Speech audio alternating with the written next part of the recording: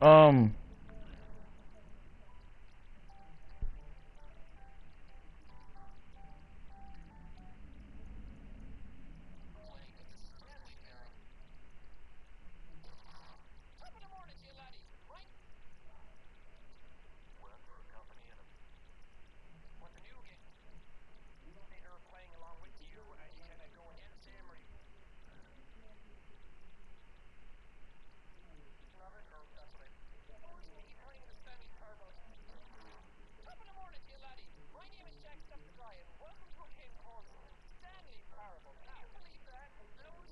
All right.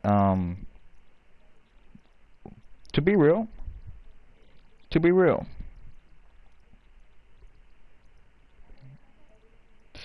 All right.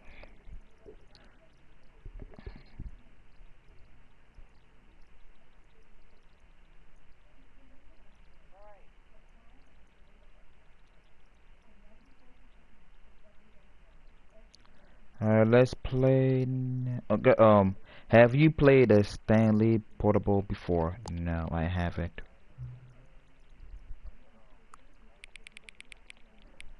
Look at you like this.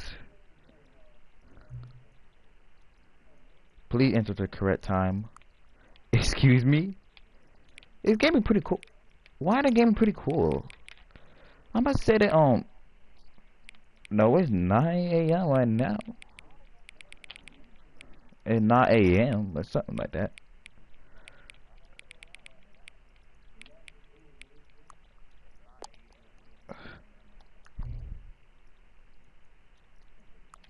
Okay.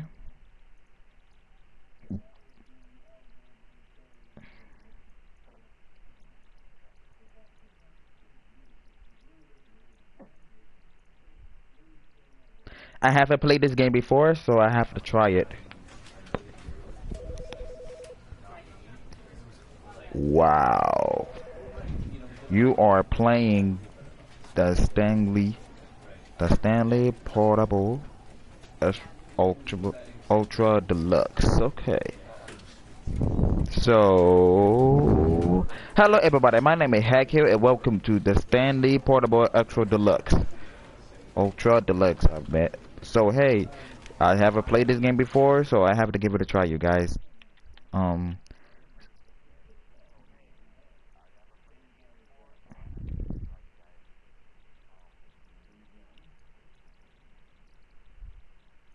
So let's get to it. So yeah, how was your day? I just come back, and This you is the thought you guys story would of a upload. man named Stanley. Okay, Stanley Stanley. worked for a company in a big building where he was employee number 427. Employee number 427's job was simple. He sat at his desk in room 427 and he pushed buttons on a keyboard. Orders came to him through a monitor on his desk, telling him what buttons to push, how long to push them, and in what order. This is what employee 427 did every day of every month of every year. And although others might have considered it soul-ending, Stanley relished every moment that the orders came in, as though he had been made exactly for this job. And Stanley was happy. And then one day, something very peculiar happened. Something that would forever change Stanley. Something he would never quite forget. He had been at his desk for nearly an hour when he realized that not one single order had arrived on the monitor for him to follow. No one had showed up to give him instructions, call a meeting, or even say hi. Never in all his years at the company had this happened, this complete isolation. Something was very clearly wrong. Shocked, frozen solid, Stanley found himself unable to move for the longest time. But as he came to his wits and regained his senses, he got up from his desk and stepped out of his office.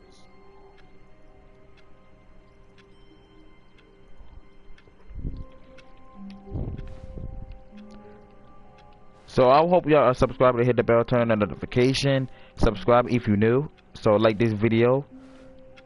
So yeah, let's get to it. Up, down, down, left, right, left, right, left, right, left, right.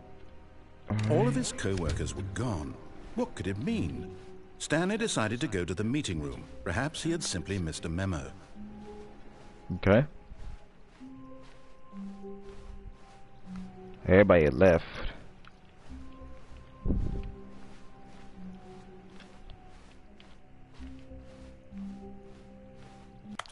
Yo, what's going on in my settings? Wait, hold on.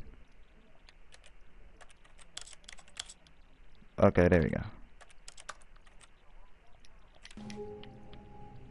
Okay, that much better. Oh no, it's not. It's still not.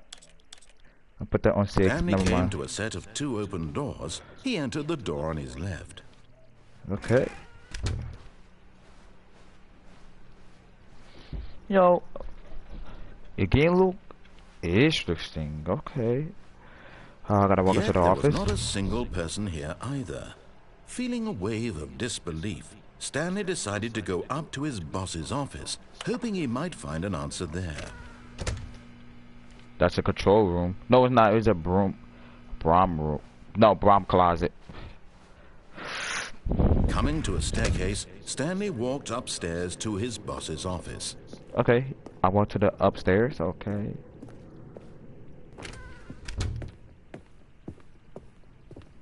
Stepping into his manager's office, Stanley was once again stunned to discover not an indication of any human life. Shocked, unraveled, Stanley wondered in disbelief who orchestrated this, what dark secret was being held from him. What he could not have known was that the keypad behind the boss's desk guarded the terrible truth that his boss had been keeping from him. And so the boss had assigned it an extra secret PIN number, 2845. But of course, Stanley couldn't possibly have known this. 2845. Yet incredibly, by simply pushing random buttons on the keypad, Stanley happened to input the correct code by sheer luck. Amazing. He stepped into the newly opened passageway. Oh, okay.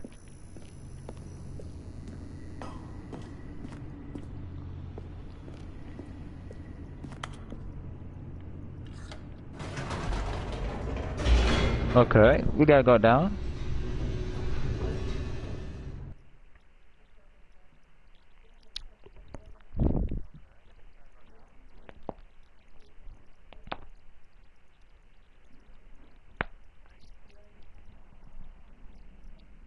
Descending deeper into the building, Stanley realized he felt a bit peculiar. It was a stirring of emotion in his chest, as though he felt more free to think for himself, to question the nature of his job. Why did he feel this now, when for years it had never occurred to him? This question would not go unanswered for long. Okay, this game is pretty cool, honestly. Like, to be honest, it's kind of a little amazing, but it good activity. Stanley walked straight ahead through the large door that read Mind Control Facility. Okay.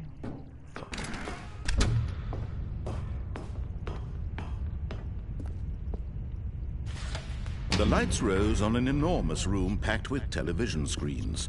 What horrible secret did this place hold? Stanley thought to himself. Did he have the strength to find out? Why it look like a rocket launcher when you're going out to space up there? That's amazing.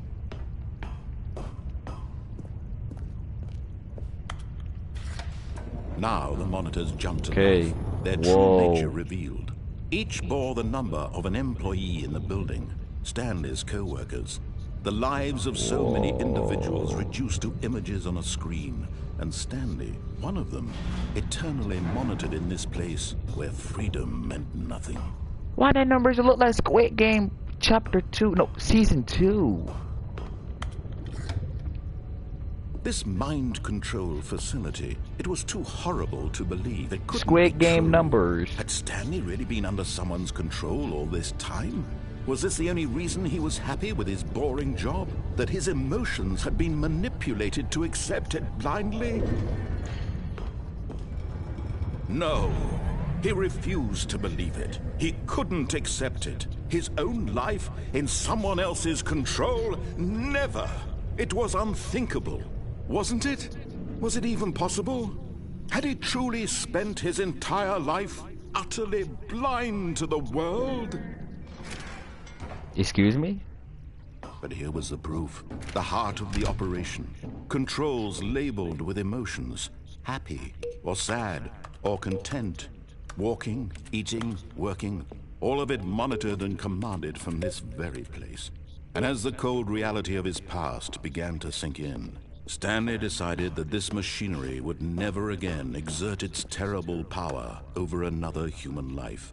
For he would dismantle the controls once and for all. Okay.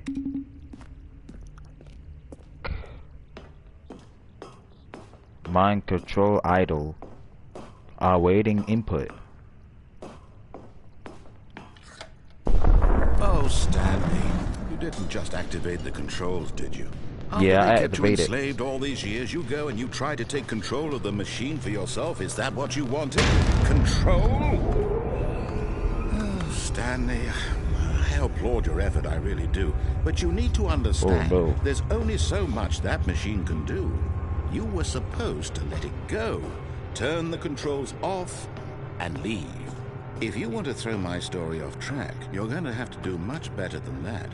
I'm afraid you don't have nearly the power you think you do. For example, Okay, what are they and I supposed to do? believe you'll find this pertinent, Stanley suddenly realized he had just initiated the network's emergency detonation system. In the event that this machine is activated without proper DNA identification, nuclear detonators are said to explode, eliminating the entire complex. How long until detonation then? Let's say, 2 minutes. Ah, now this is making things a little more fun, isn't it, Stanley? What? It's your time to shine. You are the star. It's your story now. Shape it to your heart's desires. Oh, this is much better than what I had in mind. What a shame we have so little time left to enjoy it. Mere moments Will you until shut up? the bomb goes off. But what precious moments each one of them is. More time to talk about you, about me, where we're going, what all this means. I barely know where to start. What's that? You'd like to know where your co-workers are? A moment of solace before you're Where for it? All right, I'm in a good mood. You're gonna die anyway. I'll tell you exactly what happened to them. I erased them. I turned off the machine. I set you free. Of course, that was merely in this instance of the story. Sometimes when I tell it, I simply let you sit there in your office forever, pushing But I buttons can't find endlessly 4. and then dying alone. Other times, I let the office sink into the ground, Will you shut up? swallowing everyone inside, or I let it burn to a crisp. I have to say this, though, this version of events has been rather amusing. Watching you try to make sense of everything and take back the control wrested away from you, it's quite rich. I almost hate to see it go. But I'm sure whatever I come up with on the next go-around will be even better. My goodness, only 34 seconds left. But I'm enjoying this so much. You know what? Oh, no. To hell with it. I'm going to put some extra time on the clock. Why not? These are precious additional seconds, Stanley. Time doesn't grow on trees. Oh dear me, what's the matter, Stanley? Is it that you have no idea where you're going or what you're supposed to be doing right now? Or did you just assume when you saw that timer that something in this room was capable of turning it off? I don't know. Look at you, running from button to button, screen to screen, clicking on every little thing in this room. These numbered buttons, no, these colored ones, or maybe this big red button, or this door. Everything, anything, something here will save me. I was pressing Do you think that, Stanley? That this video game can be beaten? Won? Solved? Do you have any idea what your purpose in this place is? Stanley, you're in for quite a disappointment. But here's a spoiler for you. That timer isn't a catalyst to keep the action moving along. It's just seconds ticking away to your death. You're only still playing instead of watching a cutscene because I want to watch you for every moment that you're powerless. To see you made humble. This is not a challenge. It's a tragedy.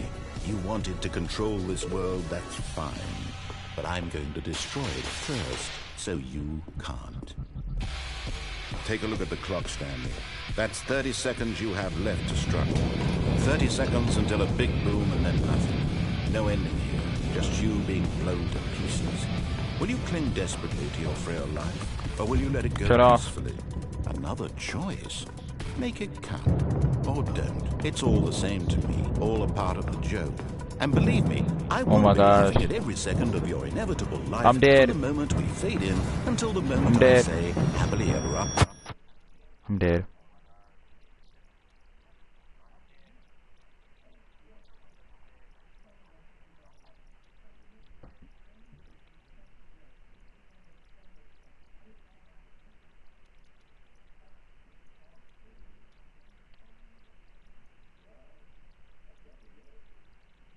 I'm dead.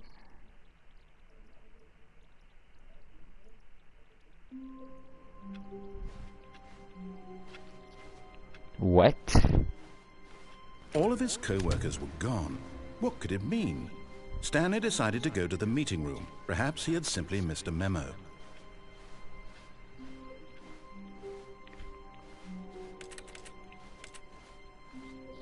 When Stanley came to a set of 2 open doors, this was not the correct way to the meeting room, and Stanley knew it perfectly well. Perhaps he wanted to stop by the employee lounge first, just to admire it. Ah, yes, truly a room worth admiring. It had really been worth the detour after all, just to spend a few moments here. But eager to get back to business, Stanley took the first open door on his left.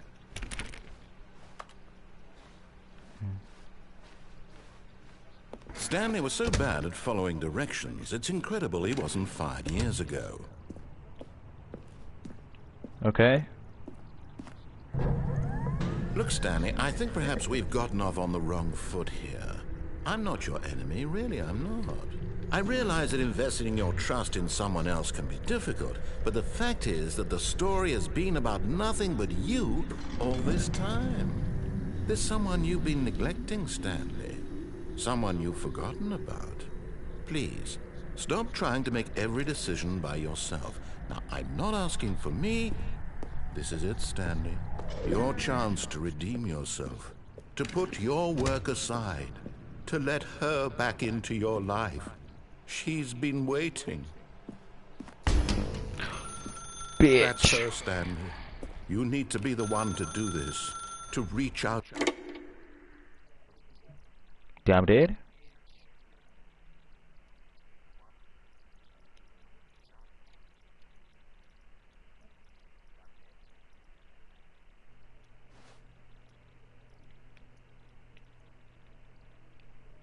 Oh, Stanley, is that you?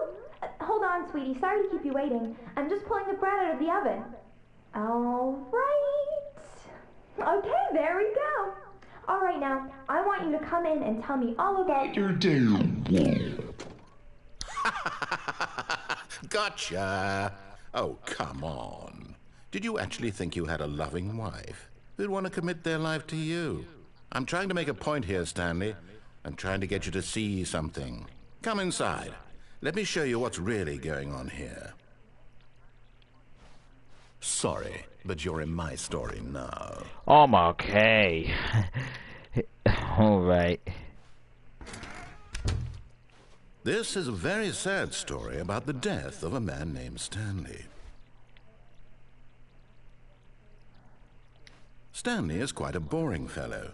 He has a job that demands nothing of him, and every button that he pushes is a reminder of the inconsequential nature of his existence.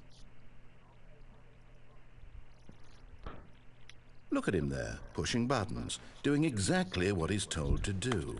Now he's pushing a button. Now he's eating lunch. Now he's going home. Now he's coming back to work. One might even feel sorry for him, except that he's chosen this life. But in his mind, in his mind he can go on fantastic adventures. From behind his desk, Stanley dreamed of wild expeditions into the unknown, fantastic discoveries of new lands. It was wonderful. And each day that he returned to work was a reminder that none of it would ever happen to him. And so he began to fantasize about his own job. First, he imagined that one day while at work, he stepped up from his desk to realize that all of his co-workers, his boss, everyone in the building had suddenly vanished off the face of the earth. The thought excited him terribly. So he went further. He imagined that he came to 2 open doors and that he could go through either. At last, choice. It barely even mattered what lay behind each door. The mere thought that his decisions would mean something was almost too wonderful to behold. As he wandered through this fantasy world, he began to fill it with many possible paths and destinations. Down one path lay an enormous round room with monitors and mind controls. And down another was a yellow line that weaved in many directions. And down another was a game with a baby. And he called it the Stanley Parable.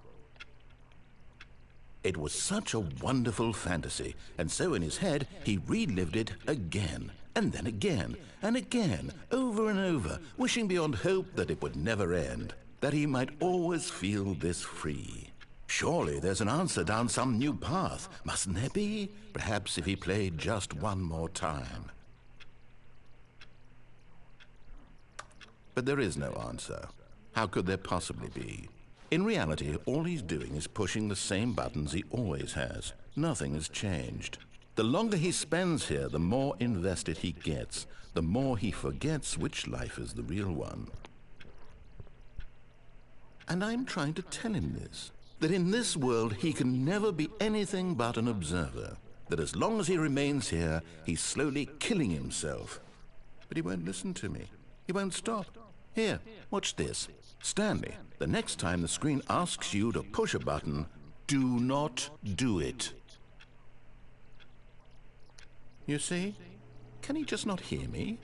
How can I tell him in a way that he'll understand that I want to every push second he it. remains here, he's electing to kill himself? How can I get him to see what I see? How can I make him look at himself? I suppose I can't, not in the way I want him to. But I don't make the rules. I simply play to my intended purpose, the same as Stanley. We're not so different, I suppose. I'll try once more to convey all this to him. I'm compelled to. I must. Perhaps, well, maybe this time he'll see. Maybe this time. And I tried again, and Stanley pushed a button. And I tried again, and Stanley pushed a button. And I tried...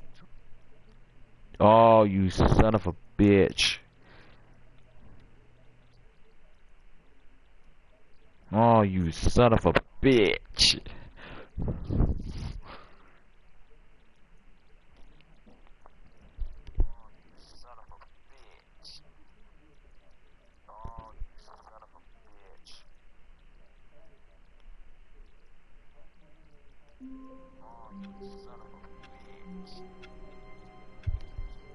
How would I survive that?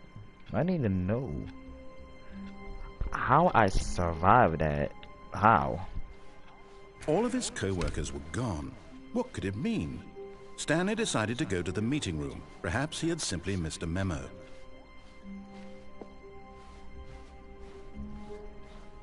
When Stanley came to a set of 2 open doors, he entered the door on his left.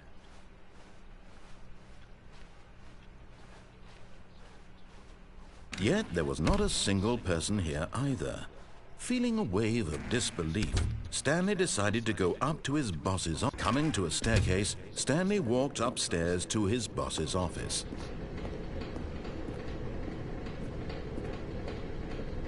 But Stanley just couldn't do it.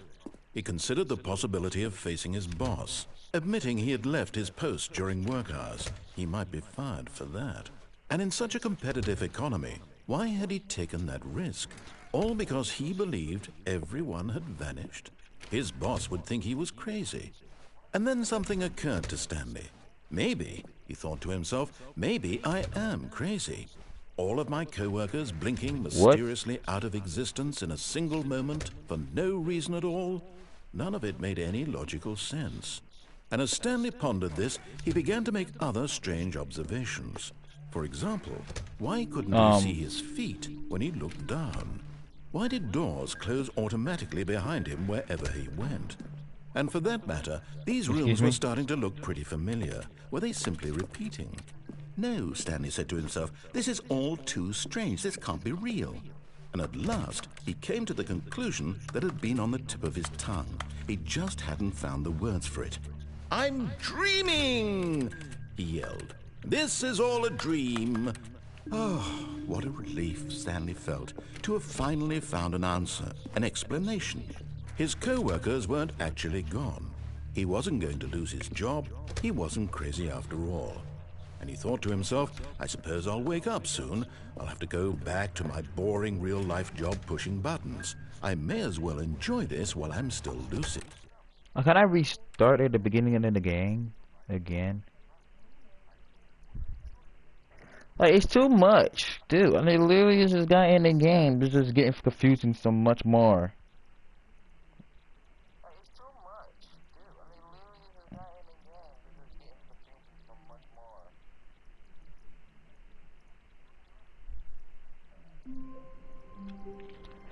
Okay. All of his co-workers were gone. What could it mean? Stanley decided to go to the meeting room. Perhaps he had simply missed a memo.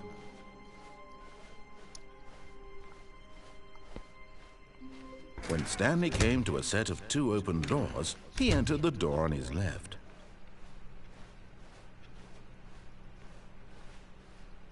Yet there was not a single person here either. Feeling a wave of disbelief, Stanley decided to go up to his boss's. Coming to a staircase, Stanley walked upstairs to his boss's office.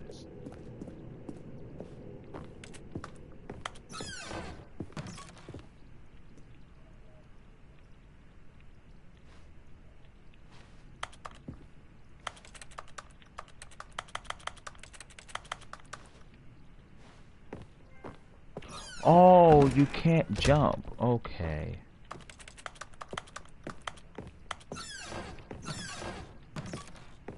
I can open doors. Okay, that's genius.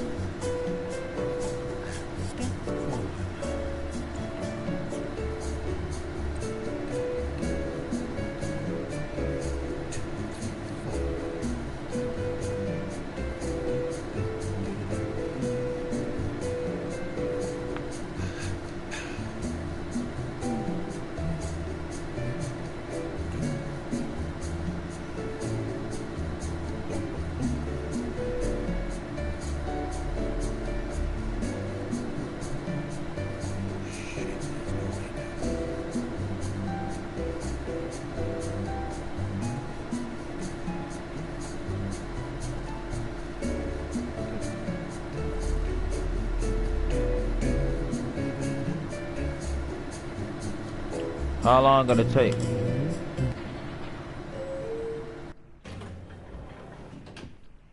Oh. Nice, okay. Stepping into his manager's office, Stanley was once again stunned to discover not an indication of any human life. What could it mean? Stanley wondered aloud to nobody. He began wildly tearing through papers on the boss's desk, pulling books off the shelf, looking behind paintings, desperate for clues to his situation. But his attention was caught by a keypad behind the boss's desk. What could its purpose be? In fact, this keypad guarded the terrible secret that lay buried below his feet. And so the boss had assigned it an extra secret PIN number, 2845. But of course, Stanley couldn't possibly have known. Yet incredibly, by simply pushing random buttons on the keypad, Stanley happened to input the correct code by sheer luck. Amazing. He stepped into the newly opened passageway.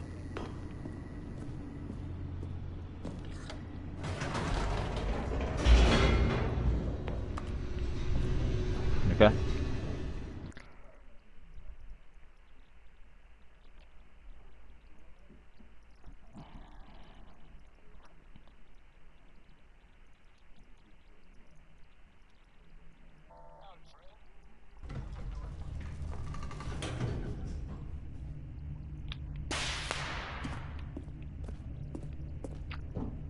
Stanley walked straight ahead through the large door that read Mind Control Facility. Although this passageway had the word escape written on it, the truth was that at the end of this hall, Stanley would meet his violent death. Whoa.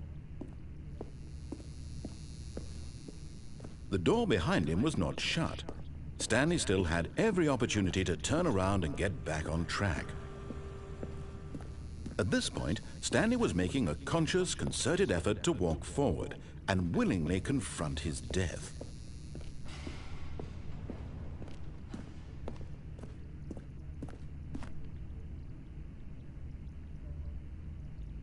Oh, it is death right there, so I gotta turn around.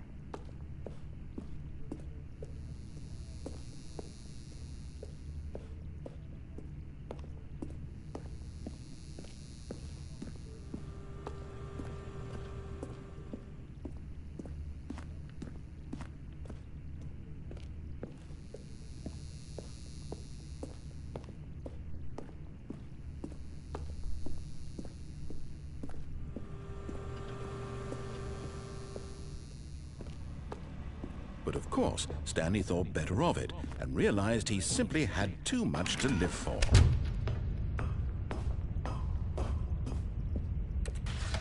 The lights rose on an enormous room packed with television screens. What horrible secret did this place hold? Stanley thought to himself. Did he have the strength to find out?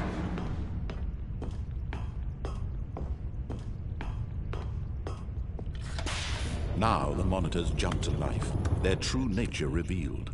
Each bore the number of an employee in the building, Stanley's co-workers.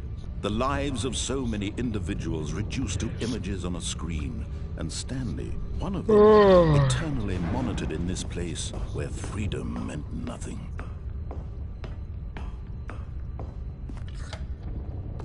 This mind control facility, it was too horrible to believe. It couldn't be true. Had Stanley really been under someone's control all this time? Was this the only reason he was happy with his boring job? That his emotions had been manipulated to accept it blindly? No, he refused to believe it. He couldn't accept it. His own life in someone else's control? Never! It was unthinkable, wasn't it? Was it even possible? Had he truly spent his entire life utterly blind to the world? Well, but here was the proof, the heart of the operation. Controls labeled with emotions, happy or sad or content. Walking, eating, working, all of it monitored and commanded from this very place. And as the cold reality of his past began to sink in, Stanley decided that this machinery would never again exert its terrible power over another human life. For he would dismantle the controls once and for all.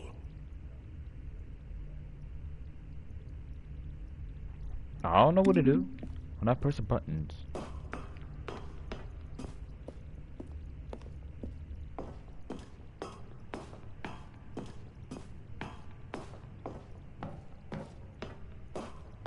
And when at last he found the source of the room's power, he knew it was his duty, his obligation, to put an end to this horrible place and to everything it stood for.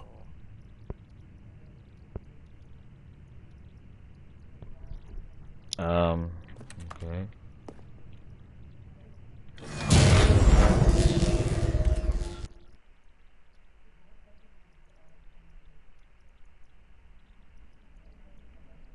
Hello?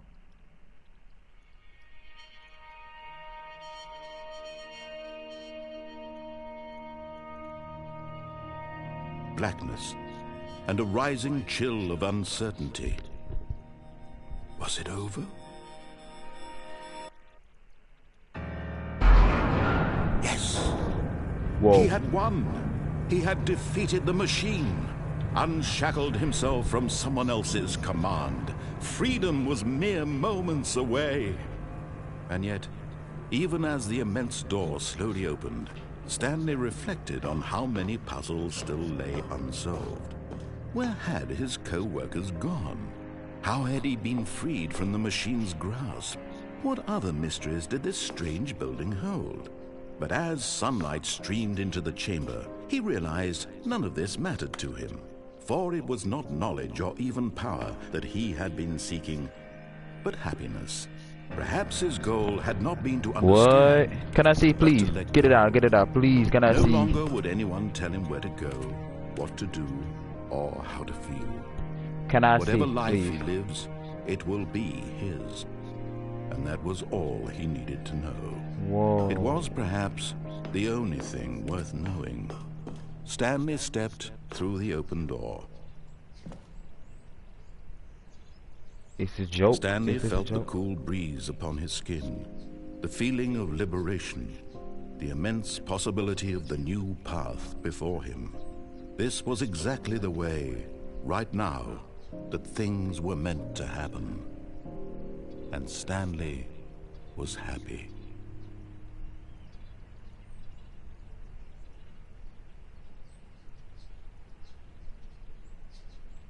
What's going on? This not the end.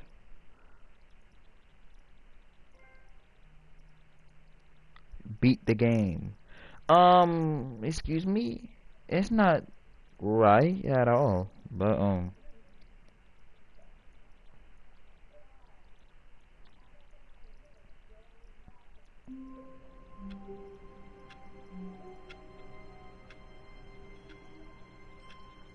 it's not the end, you guys.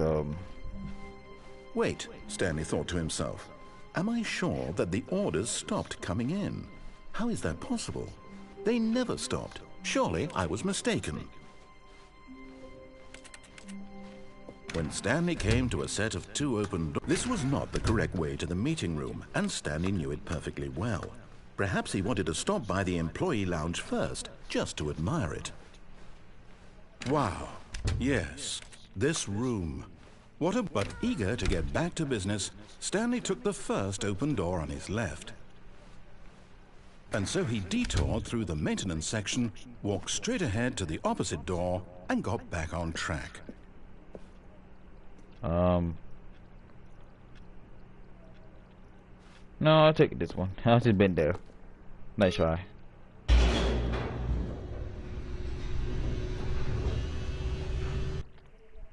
Smart. Yep.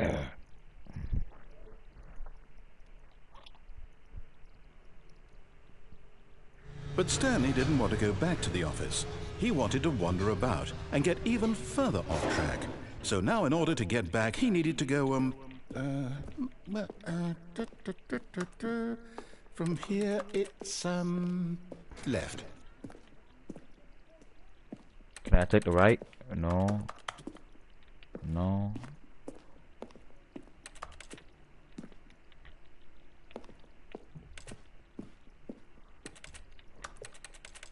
Oh, you used to beat the power. That is. Oh, no. No, it's to the right. My mistake. Ha, nice try. I'm over it. Oh, never mind. Now I gotta take the. No, not the right. Why would I have ever said it was to the right? What was I thinking? It's clearly... Oh dear, would you hold on for a minute, please? Would you make up your mind? Now, let's see. We went down right, left, down, left, right. He didn't know what right, left. Okay, yes, I've got it now. This story is absolutely, definitely this way. Dude, you don't know up, down, left, right? How embarrassing.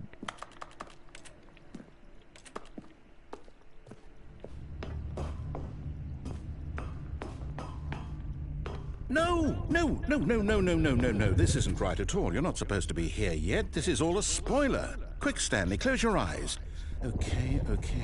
We just have to get back to, oh, who am I kidding? It's all rubbish now.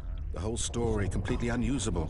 How about, rather than waste my time trying to salvage this nonsense, we'll just restart the game from the beginning. No. And this time, suppose we don't wander so far off track, hmm? Okay, from the top.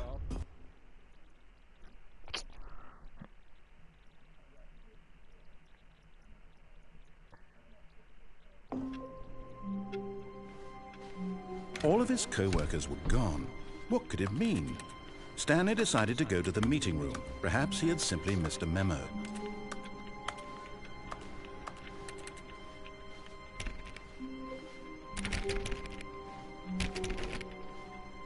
Okay, I gotta check it out. I gotta check all doors? That's cool.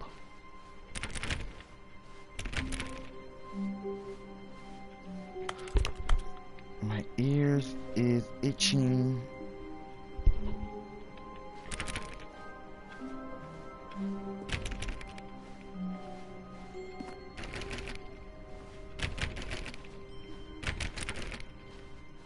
When Stanley... Wait, what? No, I restarted. I swear, I definitely restarted the game over, completely fresh. You did. Everything should be... Oh, did something change? Stanley, did you change anything when we were back in that room with all the monitors? Did you move the story somewhere, or... Hold on. Why am I asking you? I'm the one who wrote the story. It was right here just a minute ago. I know for sure that it's here somewhere. Okay, then. It's an adventure. Come, Stanley. Let's find the story. I am so confused. Whoa, wait a minute. This right here.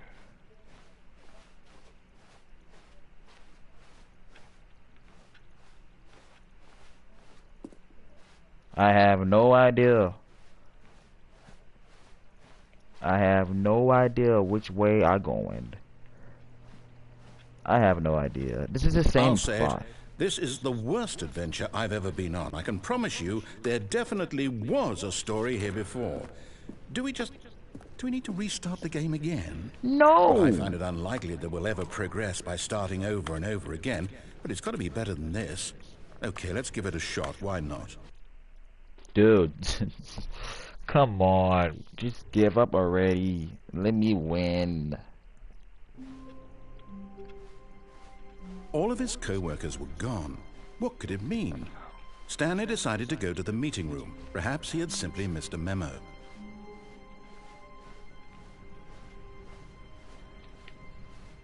Okay, yep, it's worse.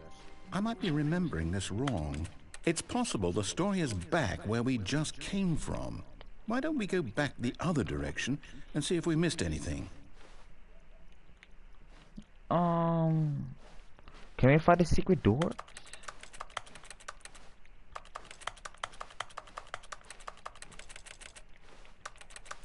No. We gotta go here? No. Here? No. Okay.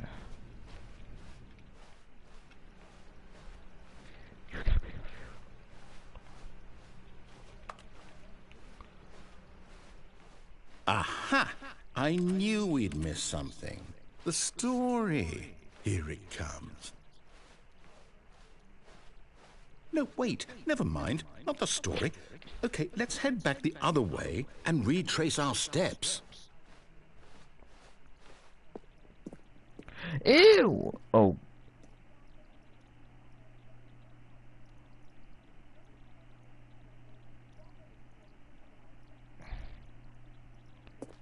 Now this... Well, I'll be honest, I don't recognize this place at all. Is this the story? I don't think so. No, it's not the I can't story. quite recall, but I believe my story I took didn't place in an recognize office this. building. Is that correct? No. Do you remember, Stanley? Well, do you know what? Since I've completely forgotten what we were supposed to be doing, how about this? You win! Congratulations! You trolling me. You troll. I know you put in a lot of hard work, and it really paid off. So, good job. No, it's a troll. Oh, no. No, I don't feel right about this at all. We both know you didn't put in any actual work for that win. Some people win fair and square, and this was not one of those situations. Okay, I'm getting weirded out by whatever this place is. I don't care what might happen this time. I have to restart. Don't do that. You make it even more worse. Don't ever do that. All right, I've got a solution. This time, to make sure we don't get lost, I've employed the help of the Stanley Parable Adventure Line. Just follow the line. How simple is that? I want to see you right here. No, I'm down. We're leaving it up to the line from now on. Oh, okay.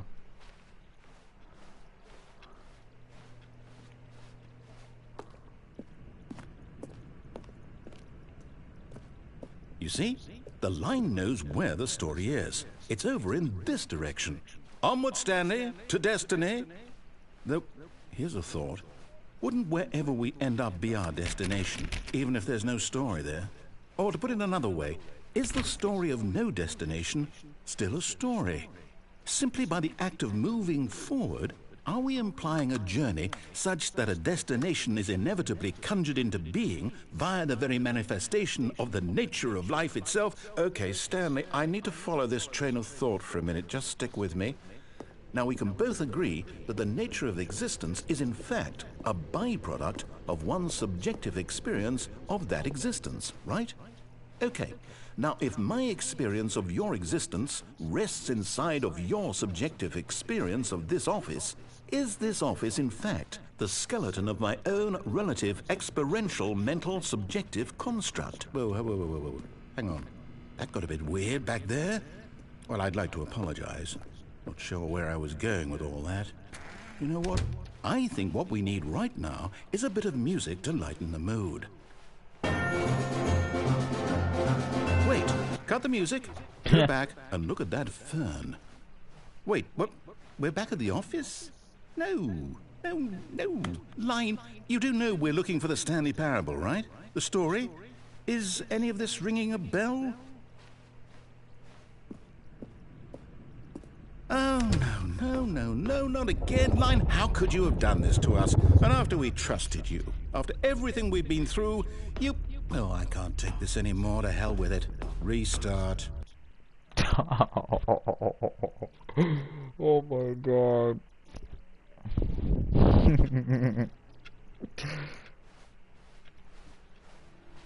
You know what, Stanley? I say forget the adventure line. What's it ever done for us? We're intelligent people, right? Why can't we make up our own story? Something exciting, daring, mysterious. Ooh, this all sounds perfectly doable. Why don't we simply start wandering in, well, I don't know. How about this direction?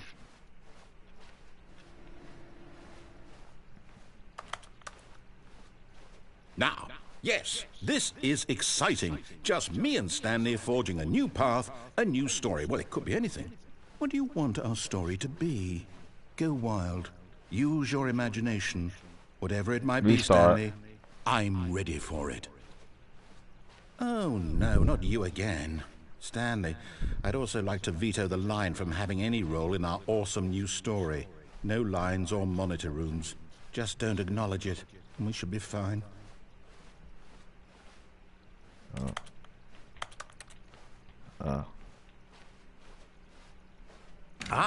A choice.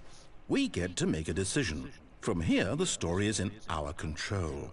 How important we mustn't squander the opportunity. In fact, I believe I need a minute to think here. Just walk in circles for a minute. Okay, so I know that somewhere, the place where we're trying to go, there must be a reverse door that leads here.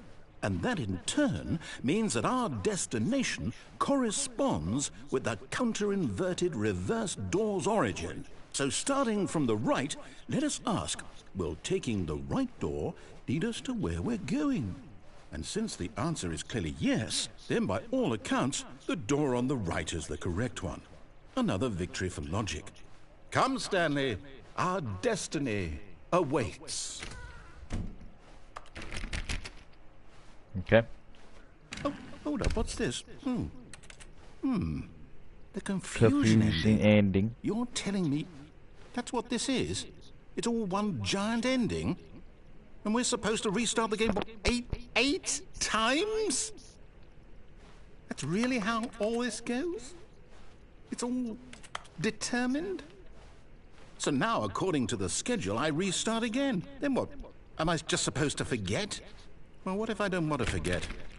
My mind goes blank simply because it's written here on this thing. Wall. Well, who consulted me? Why don't I get to decide?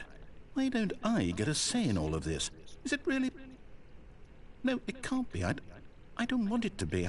I don't want the game to keep restarting. I don't want to forget what's going on. I don't want to be trapped like this. I won't restart the game. I won't do it. I won't do it. I won't do it. Okay. And the timer stopped? Does that mean, did we do it? Did we break the cycle? The, whatever it is that made this schedule? How would we even know? Will someone come for us? Will something happen? So, okay. I guess now we just wait. You know, I suppose in some way that this is a kind of story. Wouldn't you agree? I'm not quite sure if we're in the destination or the journey, though they're always saying that life is about the journey and not the destination. So I hope that's where we are right now. We'll find out, won't we? Eventually. Well, in the meantime, if you... What?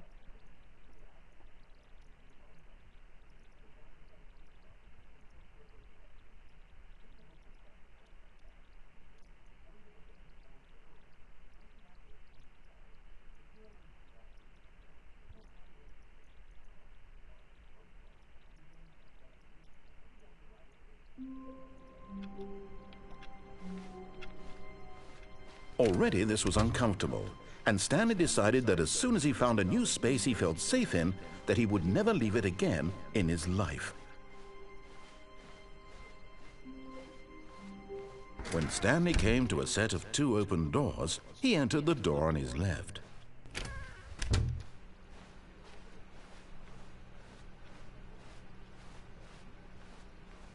Yet there was not a single person here either. Feeling a wave of disbelief, Stanley decided to go up to his boss's office, hoping... Stanley stepped into the broom closet, but there was nothing here, so he turned around and got back on track.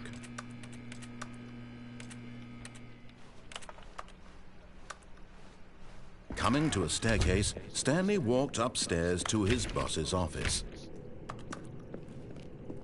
What is this?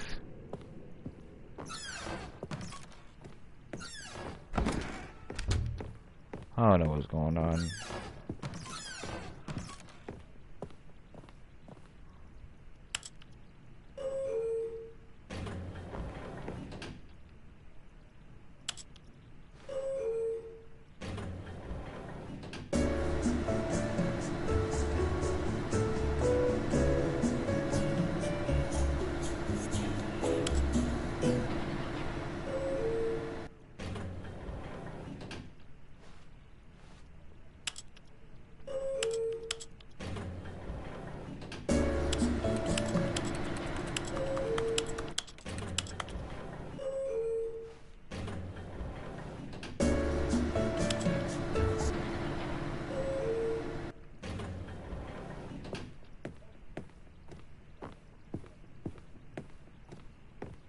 The moment he entered his manager's office, Stanley froze in his tracks. Not a living soul anywhere. Could he really be all alone? This was too much for Stanley to take. Too much for any man to take. He fell to his knees, bursting into half moans, half sobs, the guttural retching of life from a man denied any hope, any reason to keep going. Here on the floor, he lay prone, paralyzed by fear for nearly a full hour. But when at last he began, Stanley was in such a rush to get through the story as quickly as possible, he didn't even have a single minute to just let the narrator talk. That kind of anxiety isn't healthy, so he relaxed for a few moments with some calming New Age music.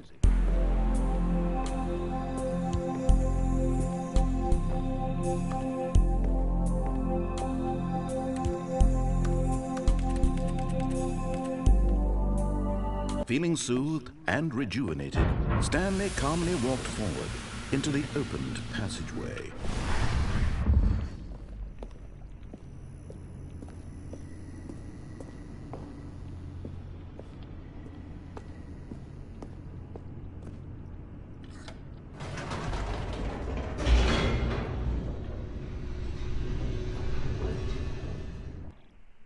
I gotta figure out how to do this.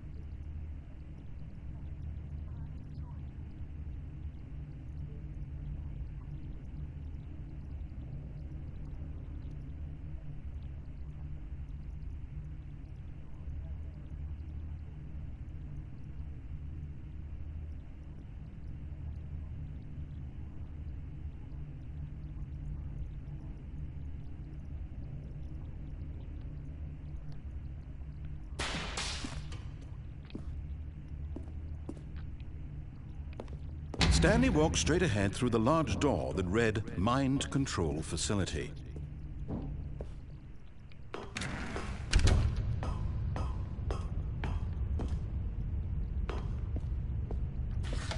The lights rose on an enormous room packed with television screens. What horrible secret did this place hold? Stanley thought to himself. Did he have the strength to find out?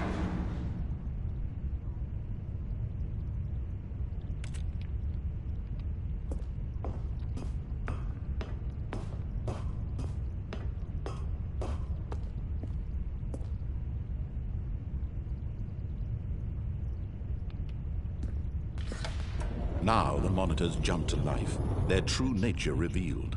Each bore the number of an employee in the building, Stanley's co-workers. The lives of so many individuals reduced to images on a screen, and Stanley, one of them, eternally monitored in this place where freedom meant nothing.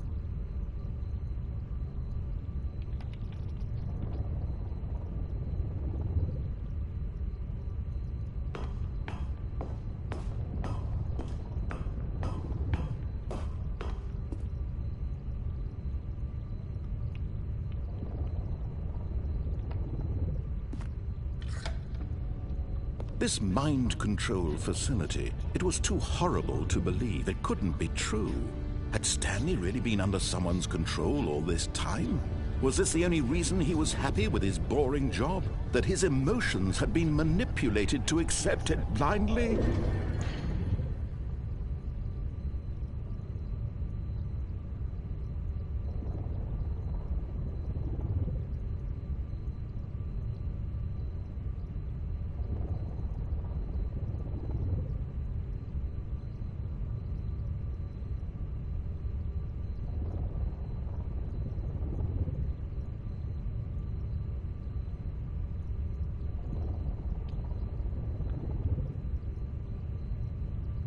I don't know what to do.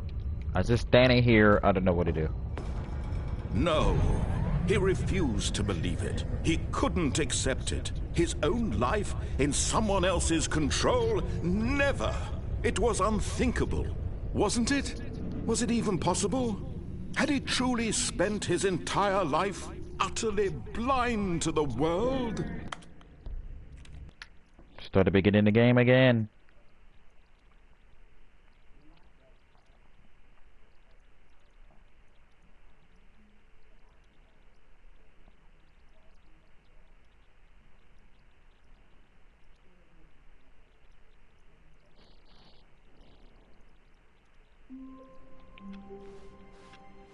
All of his co-workers were gone. What could it mean? Stanley decided to go to the meeting room. Perhaps he had simply missed a memo.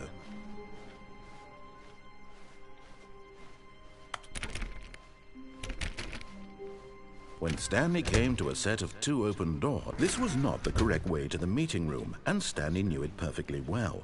Perhaps he wanted to stop by the employee lounge first, just to admire it. The lounge was sublime, a work of art. But eager to get back to business, Stanley took the first open door on his left.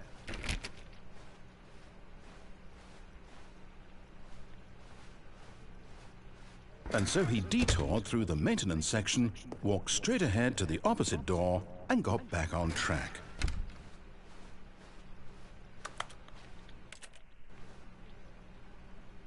I don't know why I have to pick this. I don't know.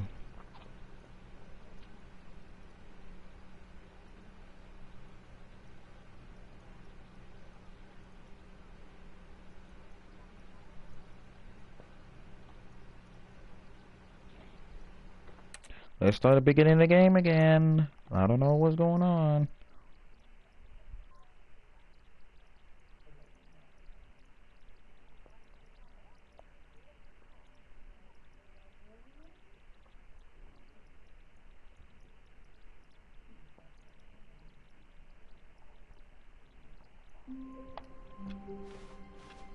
All of his co-workers were gone.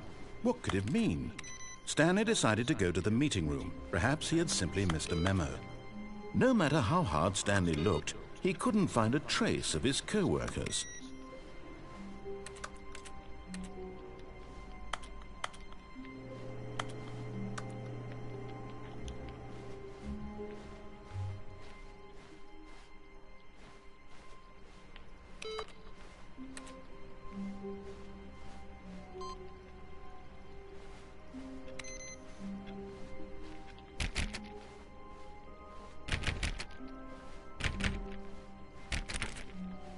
When Stanley came to a set of 2 open doors, he entered the door on his left.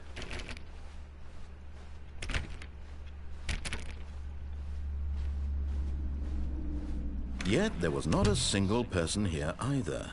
Feeling a wave of disbelief, Stanley decided to go up to his boss's office, hoping he might find an answer there. Coming to a staircase, Stanley walked upstairs to his boss's office.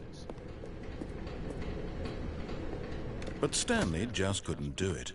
He considered the possibility of facing his boss. Admitting he had left his post during work hours, he might be fired for that. And in such a competitive economy, why had he taken that risk? All because he believed everyone had vanished? His boss would think he was crazy. And then something occurred. Okay, I don't know what the hell was this game. I am so confused.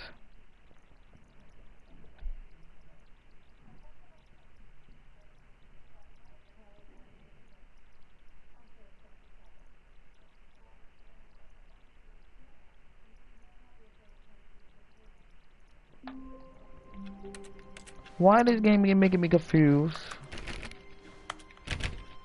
Stanley decided to go to the meeting room to check on his co-workers. He never functioned well by himself and constantly needed support and guidance from others, so the thought of total solitude was terrifying to him.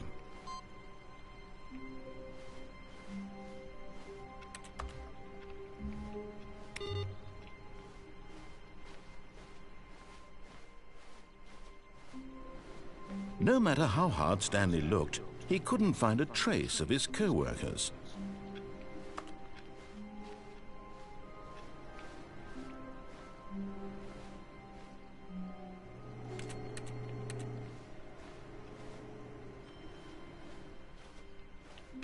Stanley went around touching every little thing in the office, but it didn't make a single difference, nor did it advance the story in any way.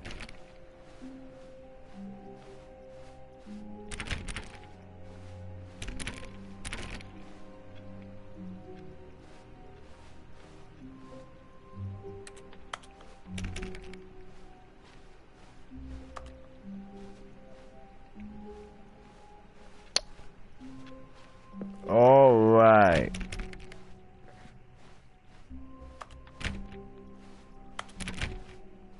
When Stanley came to a set of 2 open doors, he entered the door on his left.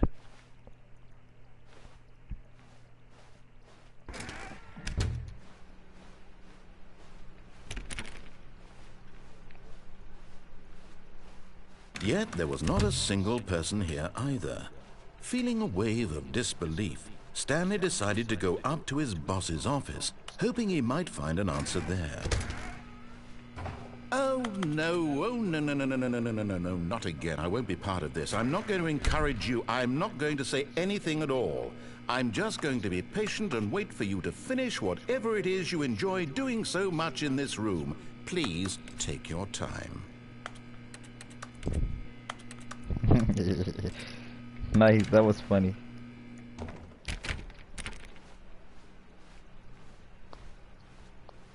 Coming to a staircase, Stanley walked upstairs to his boss's office. No, no, no.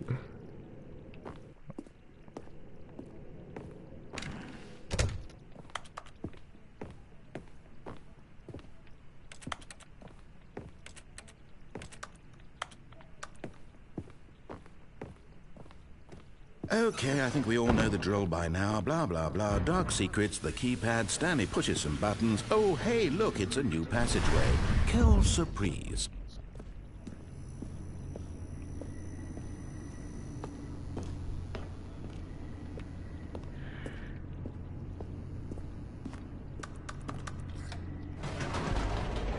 Let me start the game.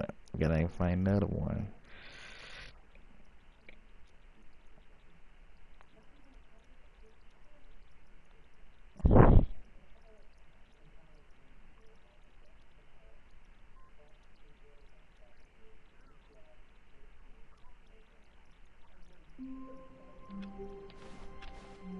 Even now, Stanley's office was a distant memory. What did it look like? There was a computer, perhaps, and a painting. Was it a painting or a photo? He could no longer recall.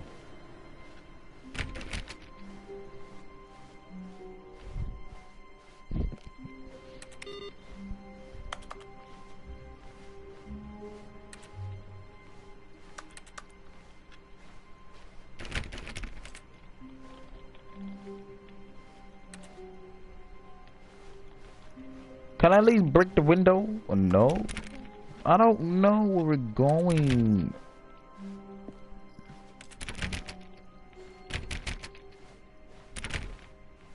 When Stanley came to a set of 2 open doors, he entered the door on his left. This was not the correct way to the meeting room, and Stanley knew it perfectly well. Perhaps he wanted to stop by the employee lounge first, just to admire it.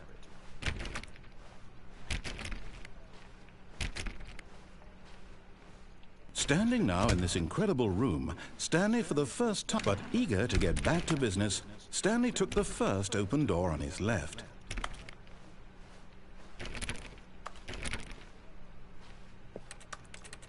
Stanley was so bad at following directions, it's incredible he wasn't fired years ago.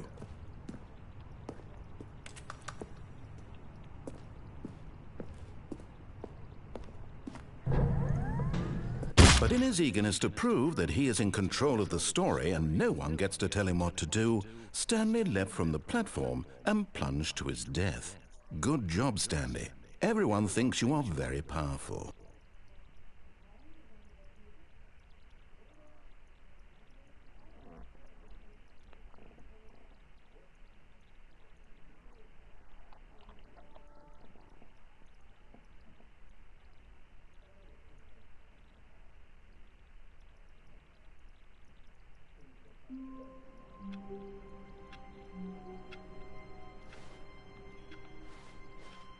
How long was I sitting there? Stanley wondered to himself. Minutes? Days? Centuries? Did something crucial happen while my senses were turned? He made a note to be more careful with time from now on.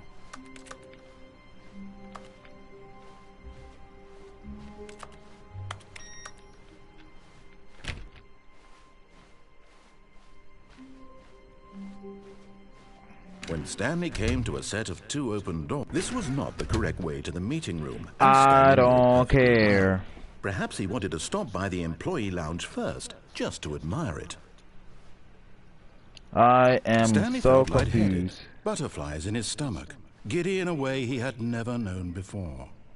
Was it this room? A connection between the two? But eager to get back to business, Stanley took the first open door on his left.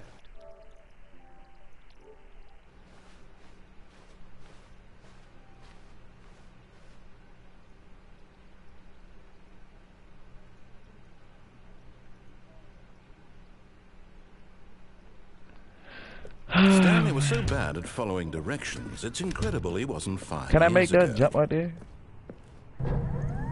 Look, Stanley, I think perhaps we've gotten off on the wrong foot here. I'm not your enemy, really, I'm not. I realize that investing your trust in someone else can be difficult, but the fact is that the story has been about nothing but you all this time. There's someone you've been neglecting, Stanley. Someone you've forgotten about. Please. What? Really?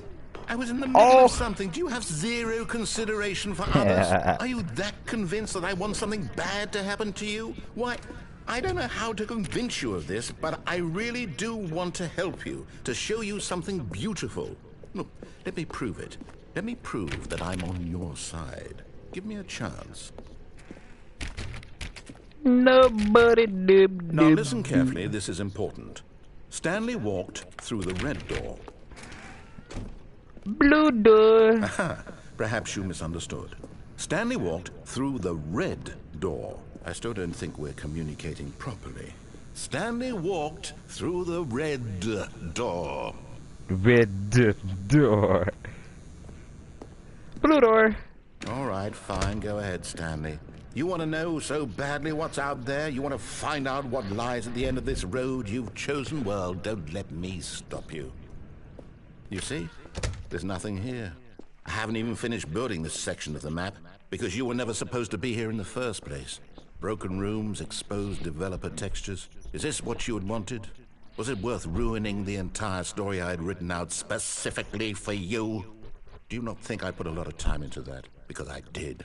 And in the end, it was all for nothing. Because this is what you wanted to see.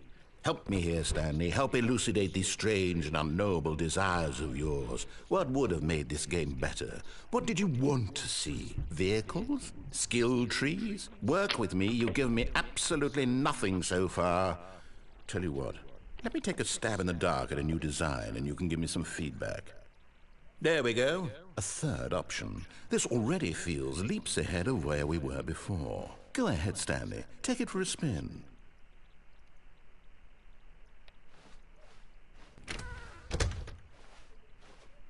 Oh, you bastard.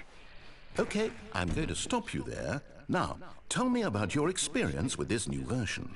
Would you say that the game benefited from allowing you more choices? Feel free to be honest. I'm looking for some real critical feedback here. 1. 1? I mean, I can understand if you had reservations, you saw ways the game could be improved to more fully express itself mechanically and artistically, but a 1? That's not even helpful. What am I supposed to do with that? But I guess it isn't my place to judge. Here, based on the data from your previous playthrough, I've compiled a new version. And to be perfectly candid, I think I've knocked it out of the park with this one. Let's take a look.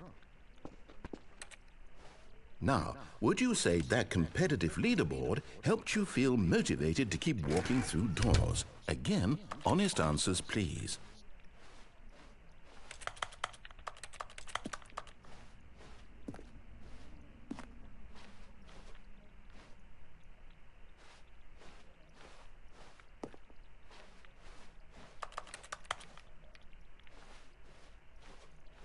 You trapped me here?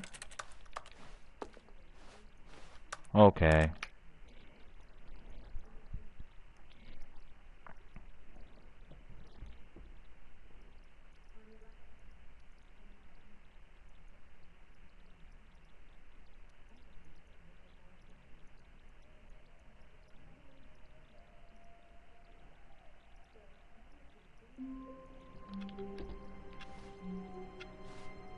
All of his co-workers were gone. What could it mean? Stanley decided to go to the meeting room. Perhaps he had simply missed a memo. Stanley went around touching every little thing in the office, but it didn't make a single difference, nor did it advance the story in any way.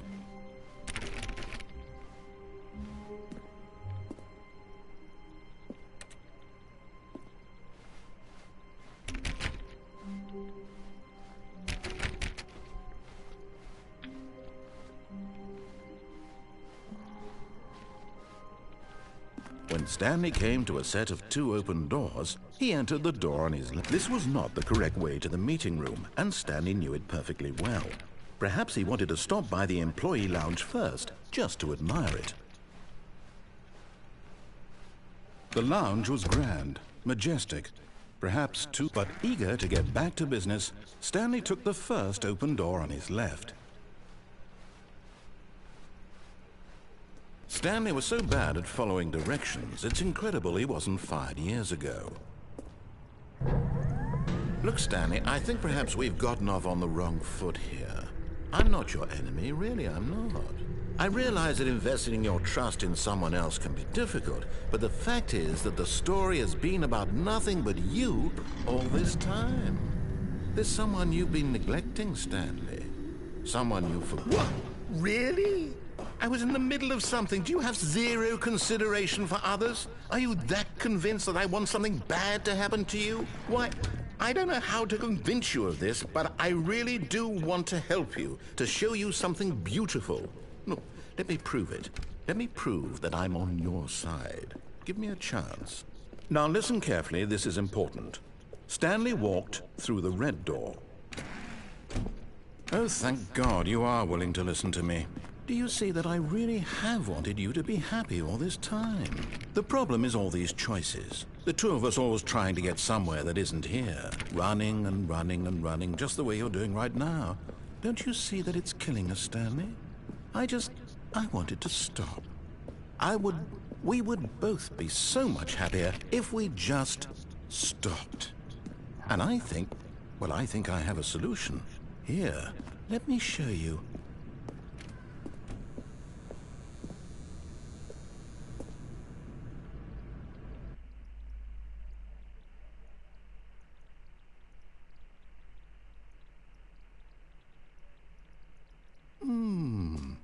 What do we want? What are we looking for? Here. Yes. Oh, it's beautiful, isn't it? If we just stay right... No, wait. Where are you going? Oh, no. Stay away from those stairs. If you hurt yourself, if you die, the game will reset. We'll lose all of this.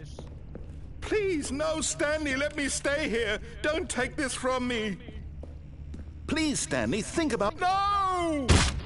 Yes! Oh, thank God you lived. No, what are you doing, Stanley? Please, I'm asking you not to take this away from me. I can't go back to what I was before. If you die, we'll both go back. Why are you doing this?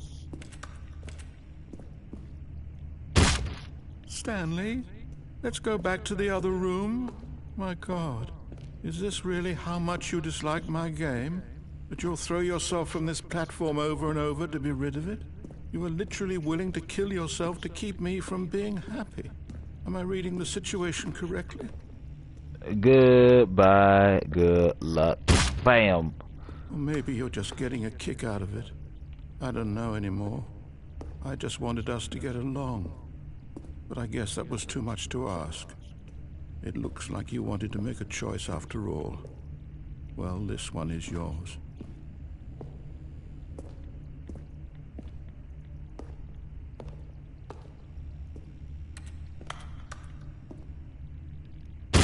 Is it over?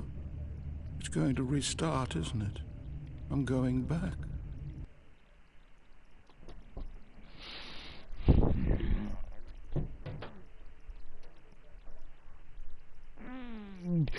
Alright.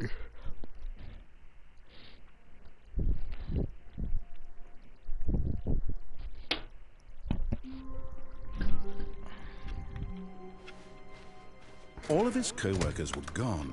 What could it mean? Stanley decided to go to the meeting room. Perhaps he had simply missed a memo.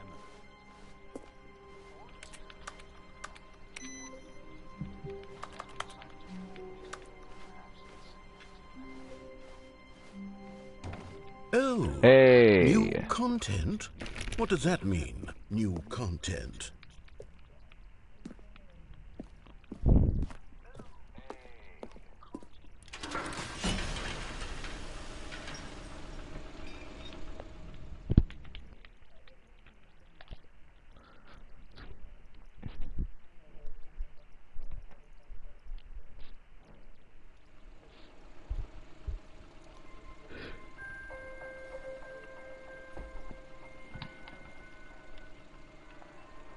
Hello, and thank you for playing the Stanley Parable Ultra Deluxe. As you may know, the Stanley Parable was a video game released in 2013 on home computers. After receiving critical and commercial success, it was expanded upon in 2022 with the Stanley Parable Ultra Deluxe, a reimagining of the game for consoles and home computers. Okay. The Stanley Parable Ultra Deluxe features exciting new content that broadens and expands the world of the Stanley Parable, delighting audiences the world over. Whoa. Please, step inside and see what thrilling new adventures await in the Stanley Parable Ultra Deluxe. Oh, well, this sounds delightful. I'm very excited to see the thrilling new Ultra Deluxe content. Okay, so far it's an elevator. Nothing special yet, but I'm sure it's just the beginning of a mesmerizing adventure.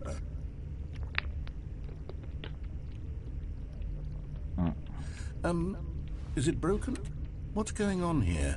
Should we be moving somewhere or... Oh, there we go. All right, finally, at long last, it's on to the new content. I've never been more ready. Let's do it.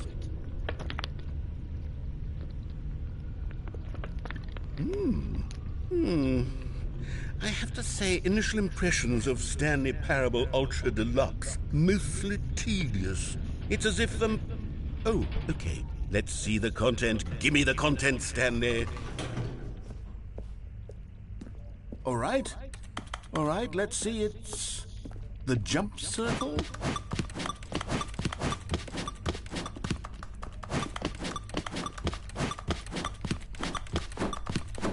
I could jump now.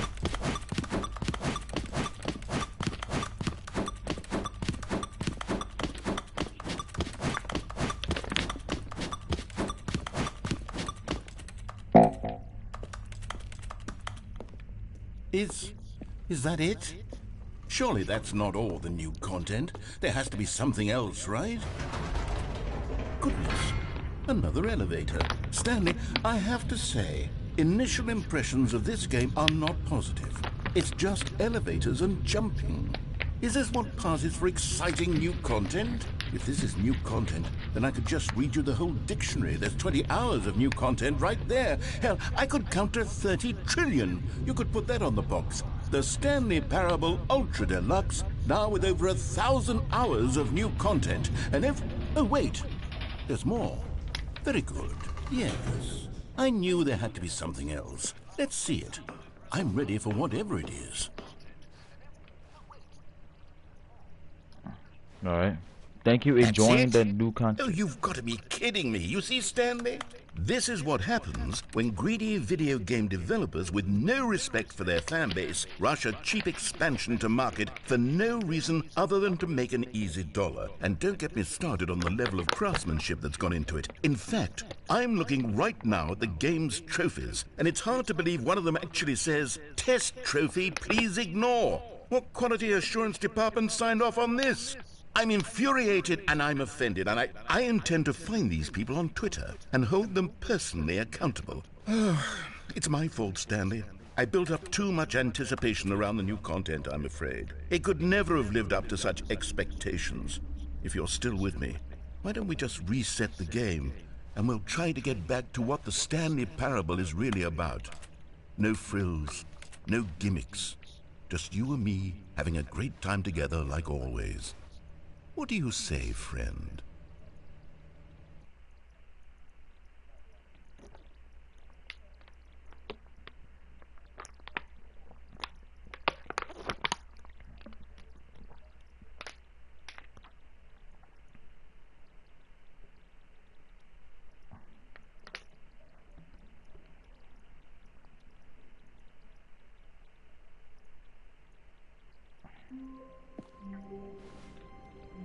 What?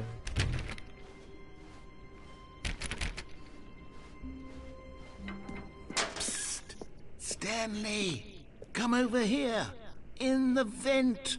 I want to show you something! Nope.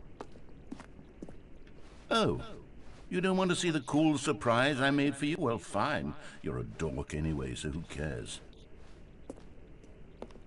Oh, never mind. You're not a dork.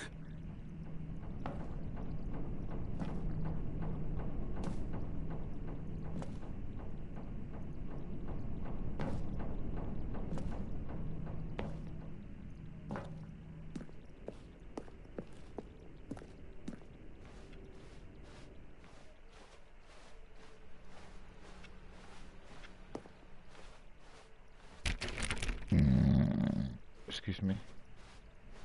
When Stanley came to a set of 2 open doors, this was not the correct way to the meeting room, and Stanley knew it perfectly well. Perhaps he wanted to stop by the employee lounge first, just to admire it. Alright, let's go.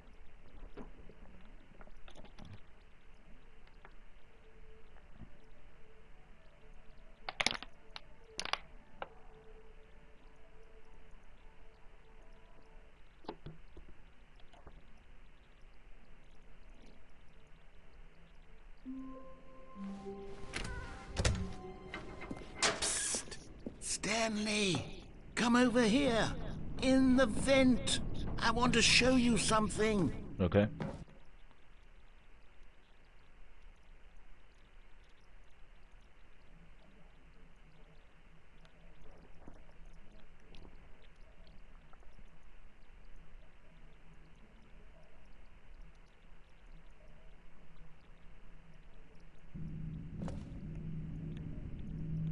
Okay, you remember how cheap and unsatisfying the new Ultra Deluxe content turned out to be? Well, it got me thinking about the past, and how much better the Stanley Parable used to be. So I made something special and tucked it away here where the game's developers won't find it. Just our little secret. Take a look. I call it the Memory Zone. It's where I've been storing all my favorite memories so I can relive the peak experiences of my life whenever I want. Experiences like the launch of the Stanley Parable on PC. You see, Stanley, doesn't the Memory Zone remind you of how wonderful Stanley Parable was before it was sullied with a cheap PlayStation port? Remember back in October of 2013, when the game originally launched? Back then, and over here, is where I keep reviews of the Stanley Parable. Like this stunning triumph of games journalism, 10 out of 10 from Destructoid.com. James Stephanie Sterling writes, and I quote, "Where so many games that aspire to be more than games end up less than any form of art, Stanley Parable strives and then succeeds to be every game ever created." Did you hear that, Stanley? Every game ever created. That's how grand and all-encompassing the original Stanley Parable was. It was literally every game ever created. It was Skyrim, it was Persona 3, it was all of them, and now it's nothing. It's no games at all. It isn't even the Stanley Parable anymore. It's just a husk now.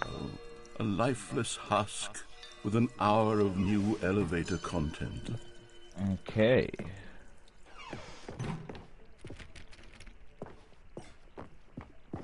Whoa, okay. Here's another moving passage, this time from GameSpot.com. The Stanley Parable is both a richly stimulating commentary on the nature of choice in games and one that offers some of the most enjoyable, surprising, and rewarding choices I've ever been confronted with in a game. 9 out of 10. Don't you get it, Stanley? The game was perfect. It didn't need anything else. It didn't need new content. All they had to do was transport it in pristine condition along to the PlayStation. Boom, done. And they couldn't even do that. Couldn't resist the urge to go meddling. These were simpler times, Stanley. But I wouldn't give to go back to have it all over again.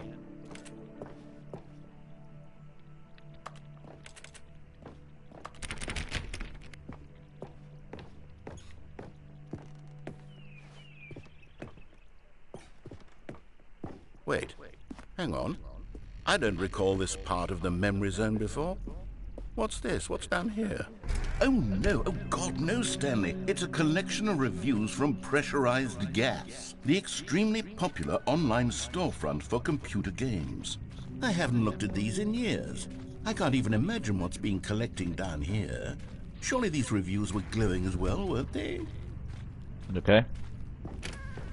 Honestly, I could not be bothered to play this game to full completion. The narrator is obnoxious and unfunny, with his humor and dialogue proving to be more irritating than entertaining. Unfunny! I'm not trying to be funny. I'm trying to make a serious work of art. I suppose I could write up a handful of gags to insert into the Stanley Parable, but the game is already such a densely layered web of profound philosophical insights that I can't even imagine where I'd have the room to stick them.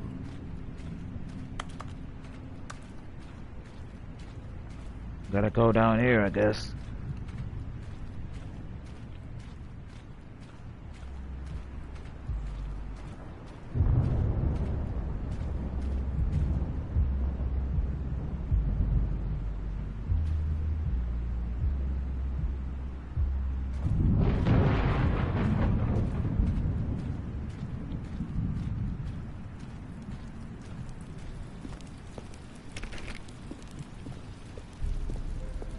Okay, let's see what this one says. While the idea for the game is good, for someone who prefers non-linear games, this preachiness gets annoying fast. Preachy? Stanley? I'm not preachy, am I? You can tell me if I'm preachy. Honestly, you can. Oh, goodness. This is actually quite shocking for me. Well, to be honest, I had always thought of the game's dialogue as being rather terse to begin with. You can't know how much fluff I cut from the game to get it to feel as light and airy as it... Well, I always thought it did. But maybe it wasn't. Oh dear. What an awful memory to have to hold on to. These black marks on my otherwise unimpeachable track record. I feel like a failure. Like I let these people down. Perhaps the Stanley Parable isn't quite as sterling as I always remembered. What's this one got to say? You constantly have to stop doing anything so the narrator can catch up with his long-winded explanations of what's happening. I wish there was a skip button. A skip button? Well, yes. Yes, I think we can do that. If I'm truly too preachy, then maybe letting you skip ahead for just a moment, surely it couldn't hurt. Not if it means we can strike these negative reviews from the record. Only positive reviews of the Stanley Parable. Oh, That's no. my motto today, and it's always been my motto. I'd do anything for the customer, Stanley. Yes, a skip button we shall have.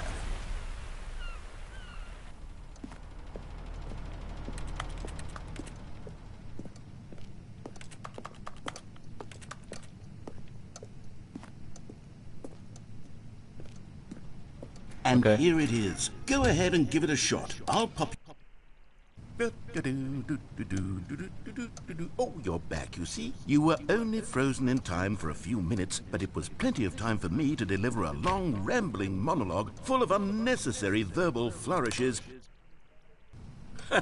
Well there, sport. You really did catch me rambling on a bit, didn't you? But that's the power of the button. The minute I start to go off on a thoughtless display of self-absorption, it's right at your fingertips to go poof, and it's all over. I can't wait to see what Cookie 9 will say about this, and whether they'll edit the rating of their pressurized gas review, or at least change some... Okay, welcome back, Stanley. Now, I should say that the amount of time the button has been skipping through is becoming longer and longer. That last one was, well, I want to say maybe 30, 45... Stanley, please don't push the button again. It's been 12 hours. You've just been frozen there. I don't know why the skips are getting longer, but they're... Oh, Stanley, you're back. You're back. Oh, my goodness. I have someone to talk to again. Stanley, I think it's been a week. Or 2 weeks. I've been sitting here all that time. Just... Oh, hello. It's you. You're here again. Welcome.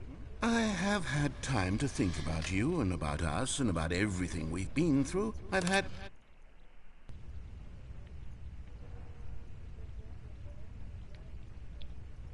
Okay.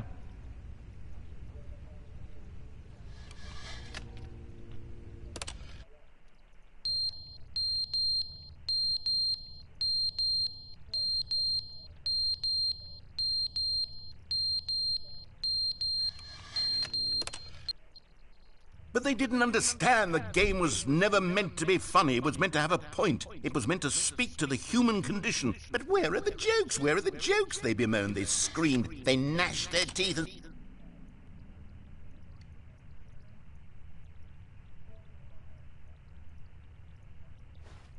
No doors.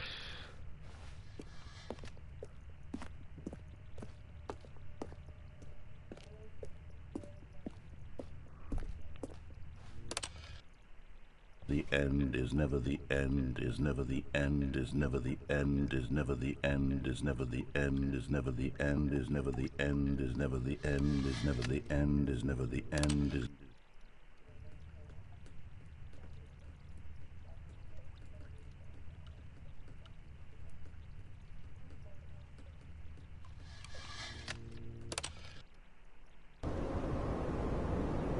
Whoa.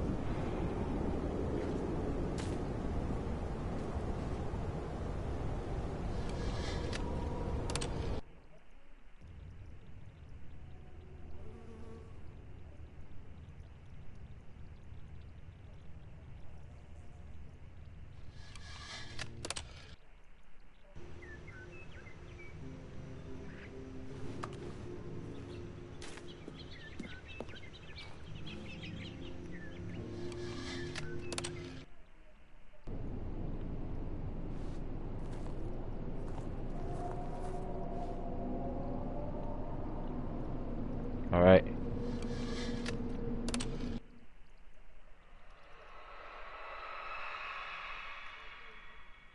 Oh, okay.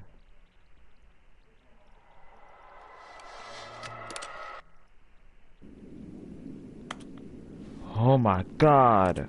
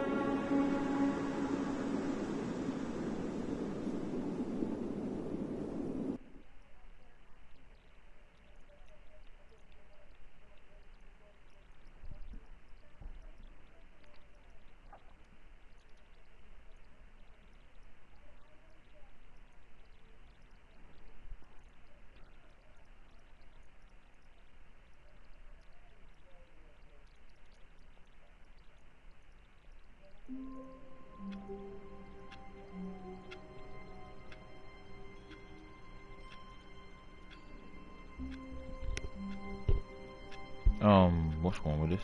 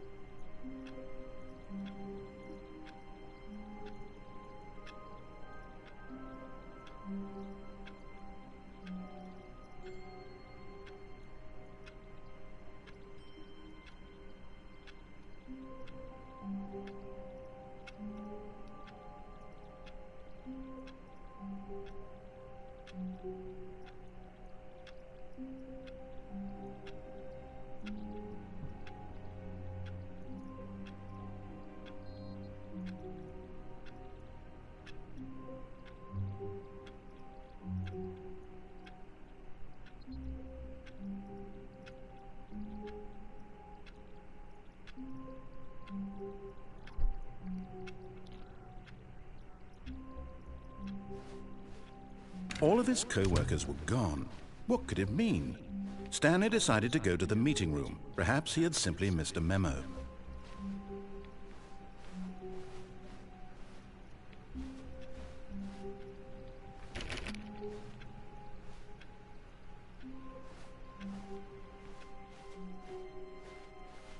Oh, good. You noticed my sign. Yes, I have something very exciting to show you.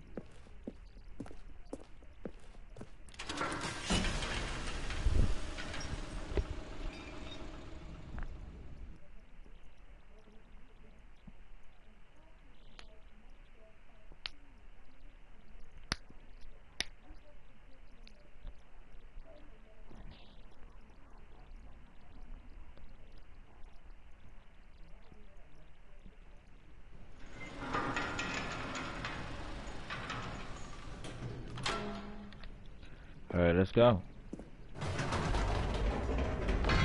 You see, Stanley, I've been reflecting on the Stanley Parable and about how roundly disappointing this ultra deluxe version has turned out to be. The original Stanley Parable was a landmark, and any new content for it should live up to that legacy. So forget this ultra deluxe nonsense. I say we take it one step even further. Which is why I'm very proud to announce for the first time ever, the Stanley Parable 2.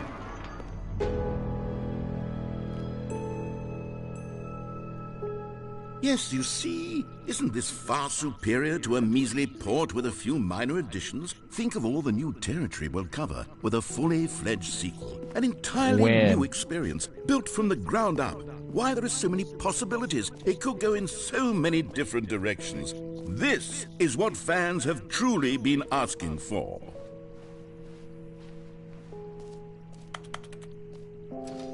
Calling it the Stanley Parable 2 is just so much catchier than Ultra Deluxe, don't you think? Ultra Deluxe? What does it even mean? But the Stanley Parable 2, now that's an artistic statement right there.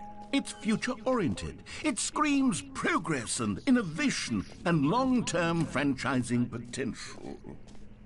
Now, to be clear, I haven't quite nailed down what exactly the Stanley Parable 2 is going to be, but let's take a look at some of the features I've been developing for it. I figure that if I can loosely organize a handful of interesting concepts, that surely the game will sort of naturally spring up around them. It'll all work itself out. Game development is much more of a fuzzy magic. Here we are. Go on, try out some of the new features.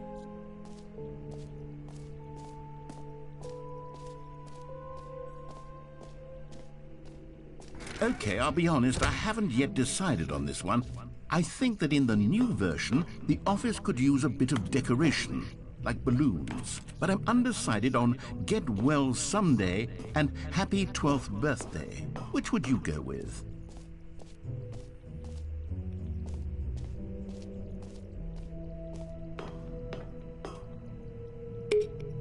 You know, sometimes when you solicit another person's opinion, it makes you realize that you knew which one you actually really wanted all along. Get well someday it is.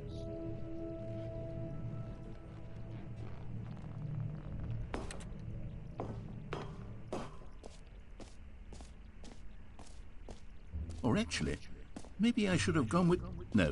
No, I've made my decision, we're moving on.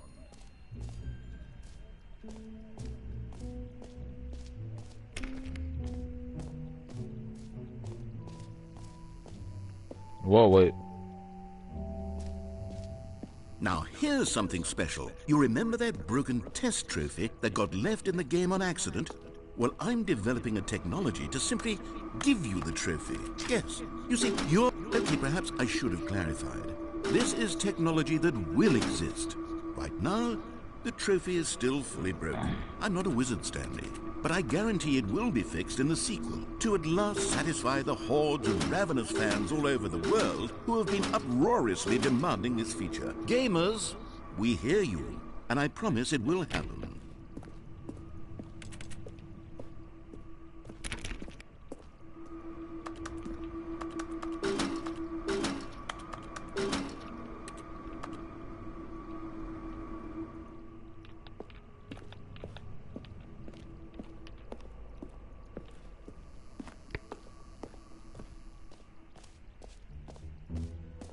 What else? What other exhibits haven't we seen yet?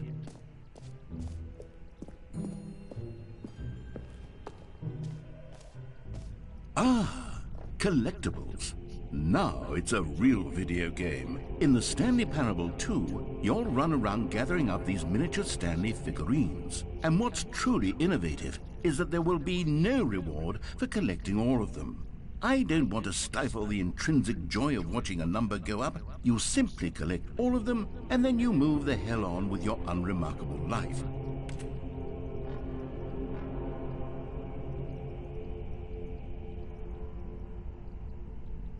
Okay.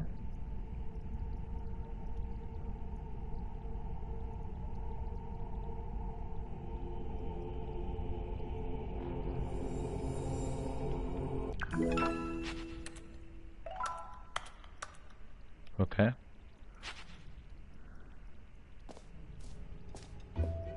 God, it really is the worst when you collect everything in a video game and then they give you a big fancy reward for it. Absolutely tragic.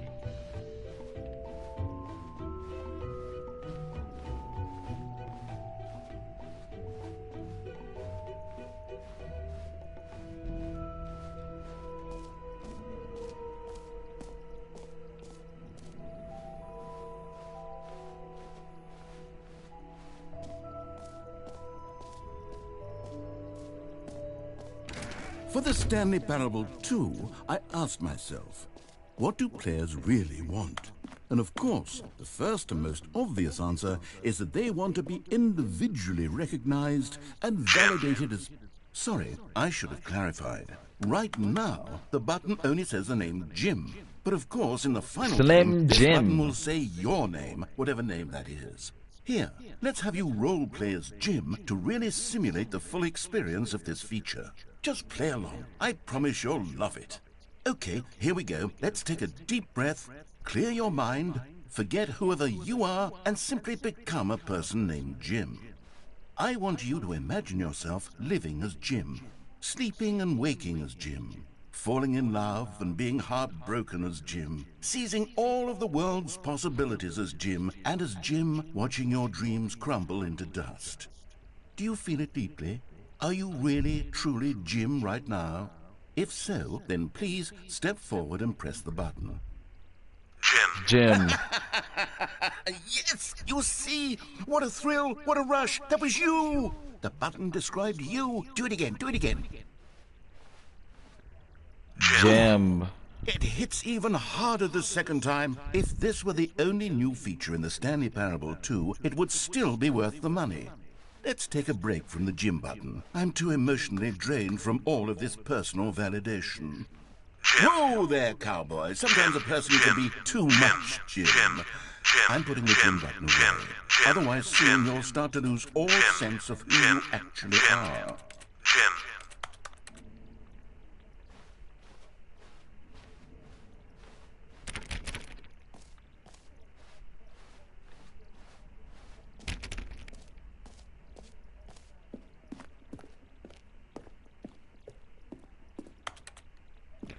Slim Jim.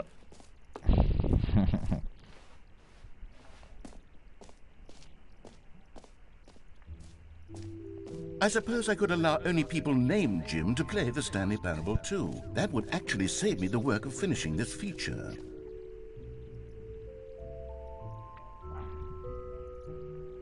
Hey guys, if you want to get this merch, scan this code right now. Yeah.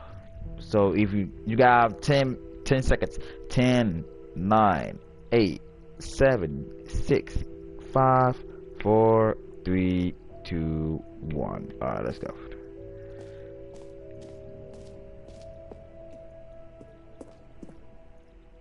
A common complaint of the Stanley Parable was that it was confusing and paradoxical, that it engendered a chaotic sense of reckless despair in those who played it. Well, I'm happy to say that after much consideration,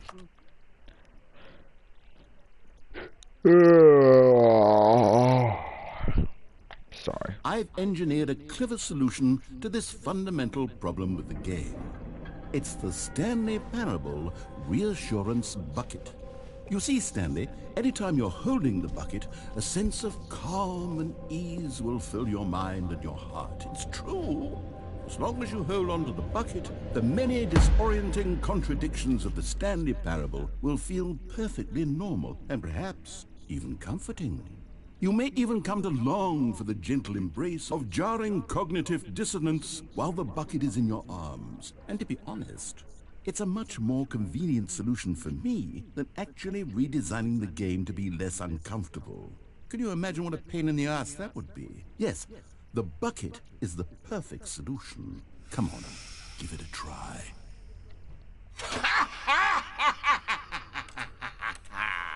Can you feel it? The glow of comfort, even in the face of crushing despair, must already be sweeping through your body. And in fact, can I say that I do believe the bucket lends you an air of charisma as well? I think that just holding it has made you the slightest bit more attractive as a person. The benefits of the bucket seem to go on and on, don't they? All this and more awaits you in the Stanley Parable 2.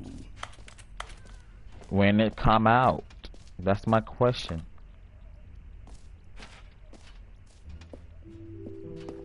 Does anyone give out awards for most enjoyable bucket in a video game? That really should be an award if it isn't already.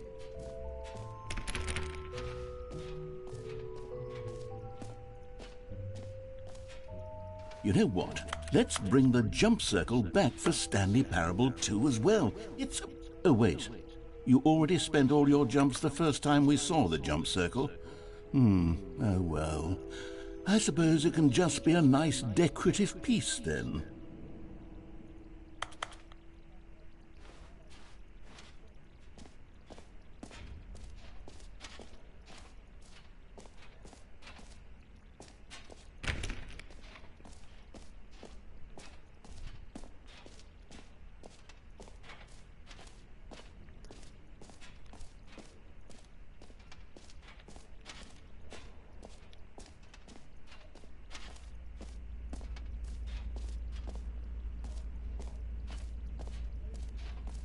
Stanley, here's an idea that I'm truly fond of. It's never been done before in a video game. This is, in fact, a hole that you can fall down forever. That's right. Infinite falling. You can fall until the end of time, if you like. A stunning leap forward for video games as a medium.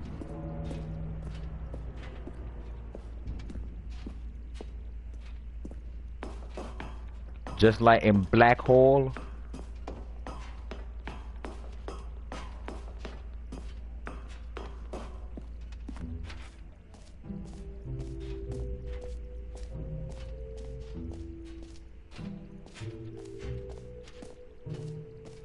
Whoa.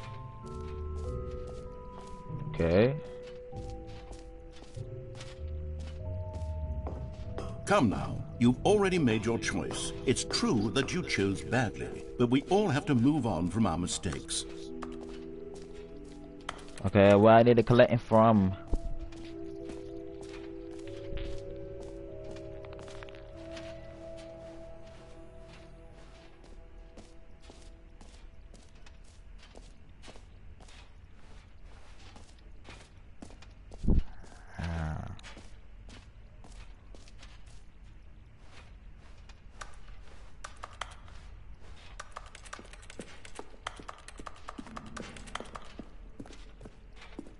All right. Have you seen everything you wanted to? Ready to move on now?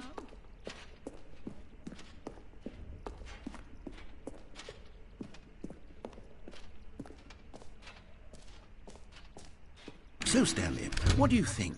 Do you like all of the new features? Yes, I know it's not exactly clear yet how exactly these features will come together as one single coherent video game, but I can feel it in my soul. It's going to work. There's definitely a good game in there somewhere. Say, let's do an experiment. I'll arrange these new features together, and we'll see whether or not it coheres into a meaningful gameplay experience. Okay. Are you ready? Here it is. I give you the Stanley Parable 2. Really?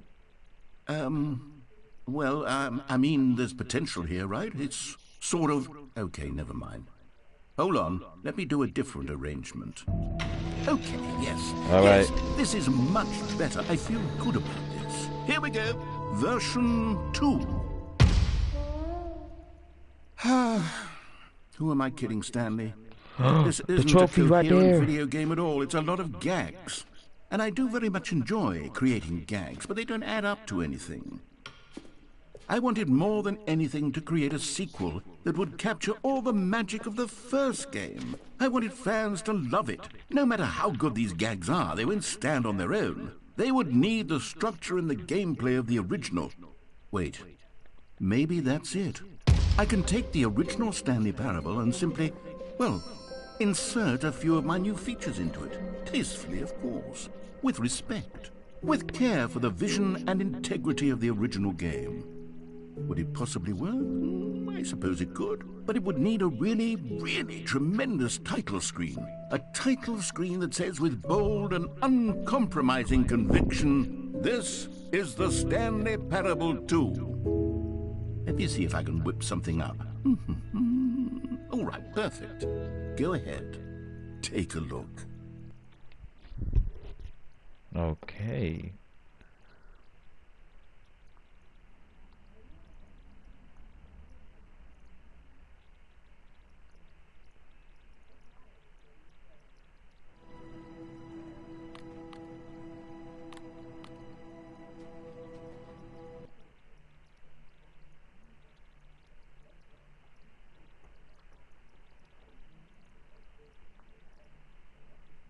I'm not gonna say that, but hello guys, my name is Hack here. Welcome to Stanley Portable 2. That's a demo version. This is the story of a man named Stanley.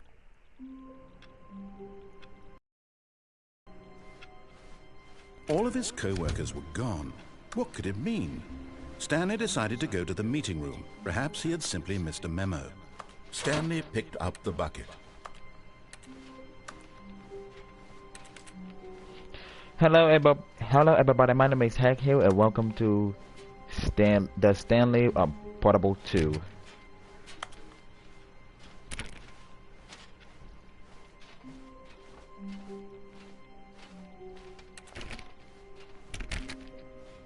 Stanley clutched the bucket tightly to his chest and entered the door on his left.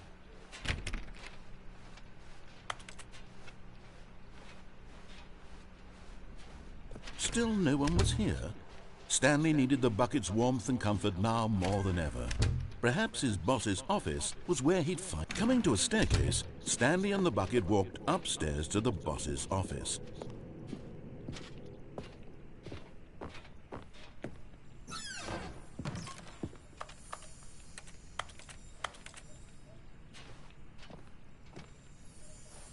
You found one of them. One of the miniature Stanley figurines. Remember, no reward for collecting all of these, only the intrinsic pleasure of a job well done. You can't buy that sort of happiness, Stanley. God knows I've tried. So, I implore you to savor each and every moment you come across one of these beautiful figurines.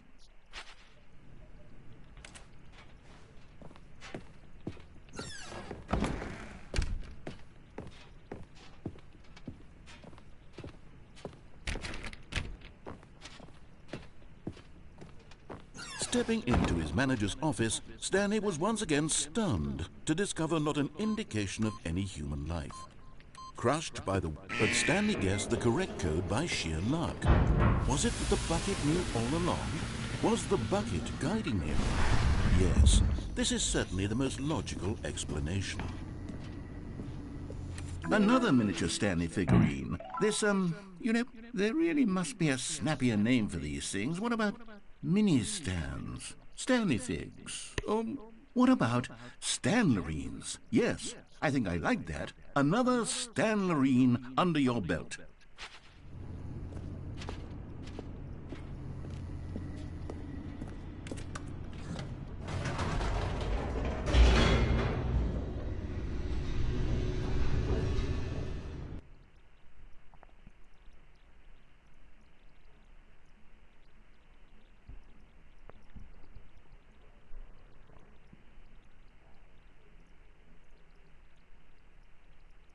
The elevator raced downward, plummeting towards an unknown fate.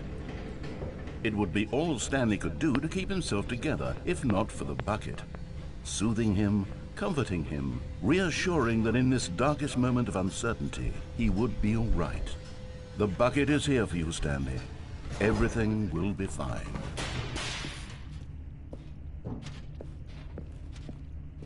Stanley and the bucket walked straight ahead through the large door that read, Mind Control Facility.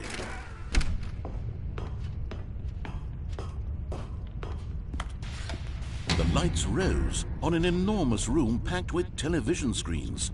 What horrible secret did this place hold? Stanley and the bucket both wondered to themselves.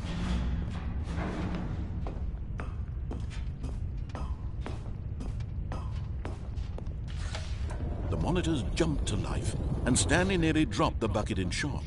Everyone in the office was being videotaped, monitored like guinea pigs. The bucket had never seen anything like this, and it very nearly burst into tears as Stanley cradled it gently, reassuring it that everything would be fine. All right. Was the bucket under the mind control facility's influence as well? Had the bucket been told to do things it didn't wish to do? What kinds of things does a bucket want to do or not want to do in the first place? These questions raced furiously in Stanley's feeble mind. No! He screamed into the bucket. He couldn't accept it. His own life in someone else's control, never! He squeezed the bucket tighter. His one friend in the entire world. At this point, he could trust no one except for the bucket. The bucket. But here was the proof. The heart of the operation. Controls labeled with emotions, happy or sad or content. Walking, eating, working, all of it monitored and commanded from this very place. And as the cold reality of his past began to sink in, Stanley decided that this machinery would never again exert its terrible power over another human life. For he and the bucket would dismantle the controls for good. Two best friends, Stanley and the bucket, up against the world. They high-fived in a really cool way, and the bucket made a sassy comment about taking down the system.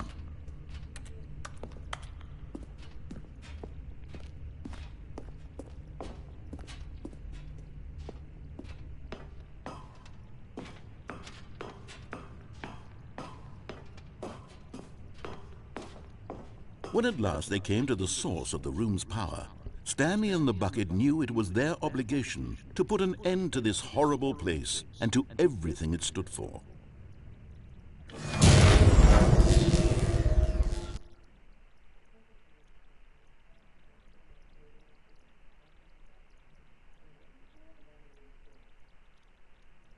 Stanley and the bucket waited in blackness. Was it over? Yes, they had done it.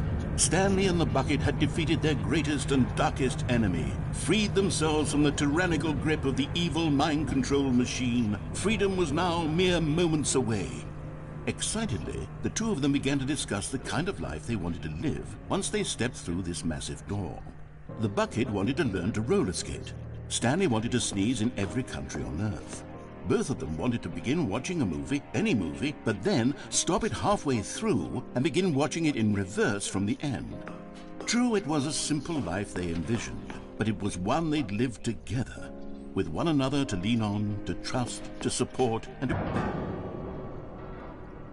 Oh. What? Wait. What was happening? Why had the door stopped? Was Stanley and the bucket not about to be freed? An unbearable silence filled the room, lingering in uncertainty, until finally the truth hit Stanley square in the face. This building did not want the bucket to leave. Even the facility itself recognized the incredible calming presence of the bucket, needed the soothing warmth of the bucket, would go to any lengths not to part with the bucket. No, no, no. Stanley can't leave this place, not while he has such a precious bucket in his arms. Not while this building has anything to say about it. Stanley realized he would never again leave this very room. But at least he has the bucket.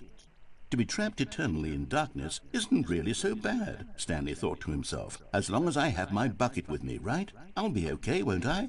Stanley gulped. Very soon now, he was about to find out. Okay.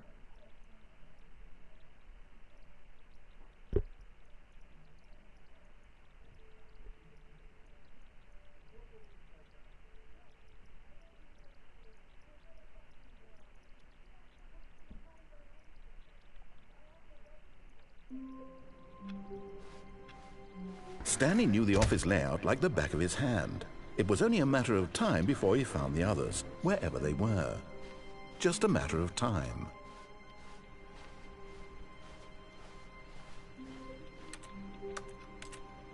Stanley lifted the bucket into his arms, and a wave of comfort rushed over him. Stanley clutched the bucket tightly to his chest. This was not the correct way to the meeting room, but Stanley had felt the bucket calling to him, telling him that the employee lounge was simply the place to be. And here it was. Had the bucket turned out to be correct? Was this... No, never mind. The bucket was wrong. Stanley took the door on his left to go back to the meeting room. No, Said the bucket. don't go to the meeting room. Go somewhere else. The cargo lift, yes. Go there. Good, Said the bucket. now ride the lift all the way to the top. There's something up there I need you to do. Stanley did not question why or how this bucket was speaking to him. It should have alarmed him, of course, because buckets can't talk. But Stanley chose not to think about this obvious fact. He was firmly convinced that the bucket had spoken to him, and he unthinkingly did whatever the bucket asked.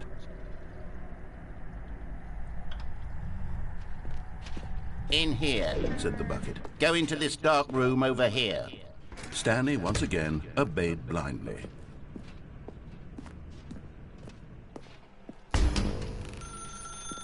Now pick up the phone. Said the bucket. Pick up the phone, and it will take us back home, where we can go about life together.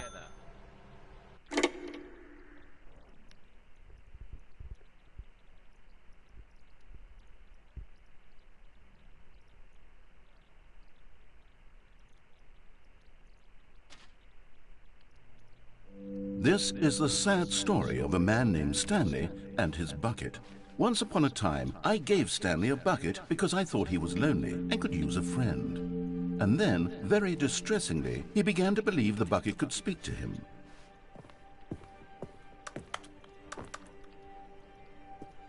What?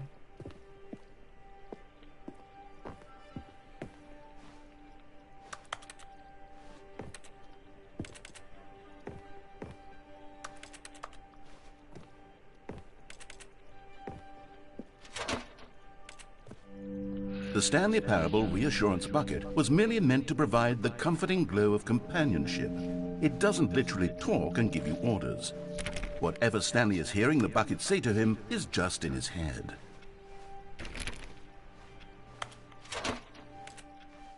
Lately, I've been concerned about him.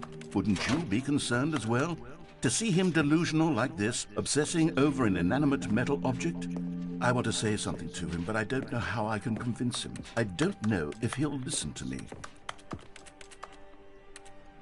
Oh, I'll try anyway. Stanley, can you hear me? Listen to me. It's just a bucket. It can't think, it can't talk.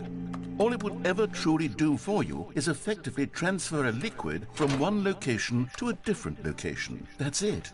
It doesn't do anything else. You see, he's not listening.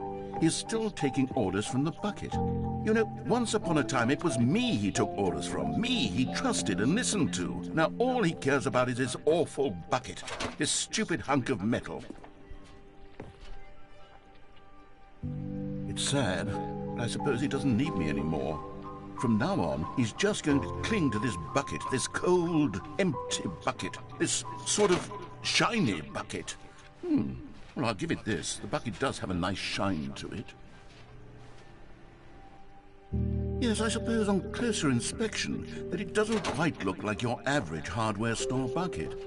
It's just a little more, what am I trying to say? Sturdier, more capable of transporting liquid. Like it would be better at moving an amount of water from one room to another. Oh my God, what am I saying? Better at carrying water from room to room. It's a bucket. It's literally just a bucket. Why do I feel some need to point out the ways in which it's so much more than just a regular bucket? Oh no. I'm having feelings for the bucket. No, no, no, no, no, no, no, no. What's going on? Why do I want to be with the bucket? Hear what the bucket has to say. Do anything it asks. What's wrong with me? I don't understand. Perhaps if I had the bucket, this would be less confusing. Yes, the bucket could tell me what to do in this troublesome situation. Stanley, give me the bucket. Give it to me. Give me the bucket, Stanley. I need it. Give it to me now. Give it or I'll...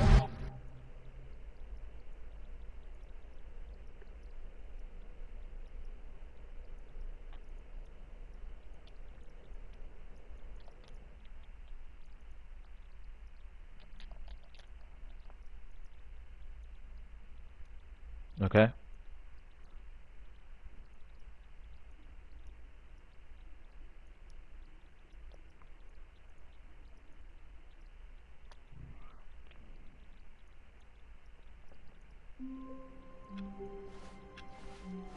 Even now, Stanley's office was a distant memory. What did it look like? There was a computer, perhaps, and the confusion and the chaos all seemed to melt away as Stanley embraced the bucket. Stanley clutched the bucket tightly to his... This was not the correct way to the meeting room, but Stanley had felt the bucket calling to him, telling him that the employee lounge was simply the place to be. And here it was. Had the bucket turned out to be correct? No, never mind. The bucket was wrong. Stanley took the door on his left to go back, and so the two of them detoured through the maintenance section and walked straight ahead to the opposite door.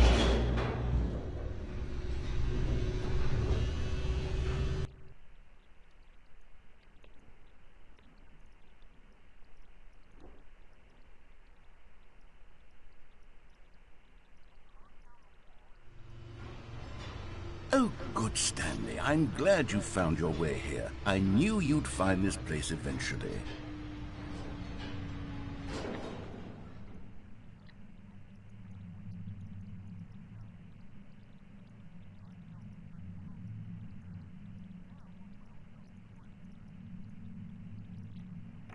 What? You see, your friends and I are concerned for you, Stanley. We've come together here because we care about you very much. It's this bucket you're carrying around everywhere. The bucket isn't even from the original Stanley Parable. It's just sequel content. We're the ones that matter, Stanley. Classic characters from the first game, like the Adventure Line and the Broom Closet. Because that's what fans want from a sequel. They want more of their favorite jokes, not this bucket that they've never seen before. Yes, I know I'm the one who gave you the bucket, but you're spending too much time with it. Don't you want another story involving the Adventure Line? We could make the Adventure Line go somewhere new. Yes, yes, that's what the fans want. Let's do it. Whee! Look at that wacky line. Who knows where it'll go off to next? Oh, and it played some silly music as well.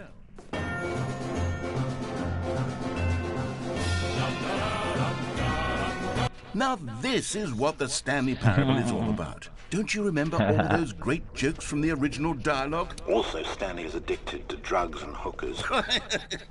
Yes, it's as classic now as it was back then. Let's do it for the fans, Stanley. Let's give them more content exactly like this. But if we want to do that, you're going to have to give something up.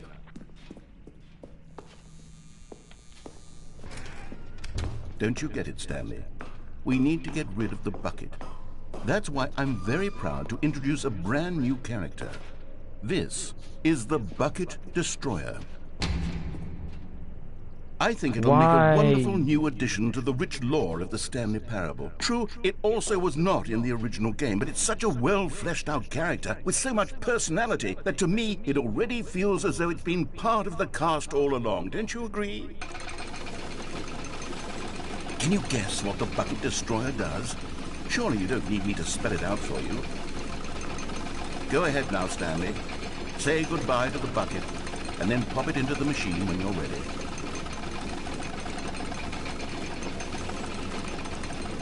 Now listen to me. It's crucial that you give it the bucket. I don't know what the Bucket Destroyer will do if it can't destroy your bucket. Destroying buckets is all it knows. That is its singular personality trait. Sure, I can hear you saying, how does a character with only one personality trait deserve to join the pantheon of beloved Stanley Parable characters? Well, you see, if you were to really explore the bucket destroyer, you would see that its desire to crush buckets is so densely loaded with complexity and nuance that it's really like 10 personality traits. What other object in this game can you even say that about? The broom closet? Certainly not. I wonder what sort of bucket destroyer merchandise the fans will be clamoring for after this. Okay, the bucket destroyer is getting very upset now. You'll have to hurry and feed it. We can't get back to the classic Stanley Parable characters like the Adventure Line or the bucket destroyer until you crush that damn bucket. Quickly now, the fans are waiting. Do it, the fans, Stanley. Give the fans what they want. Hurry and...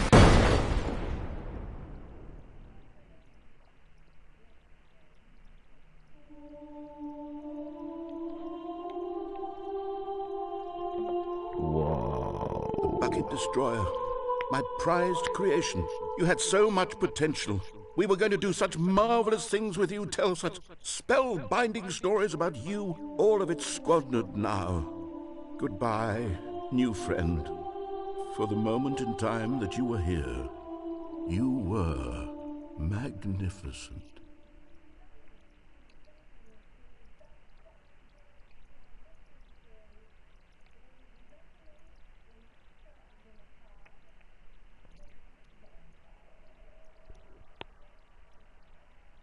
Okay.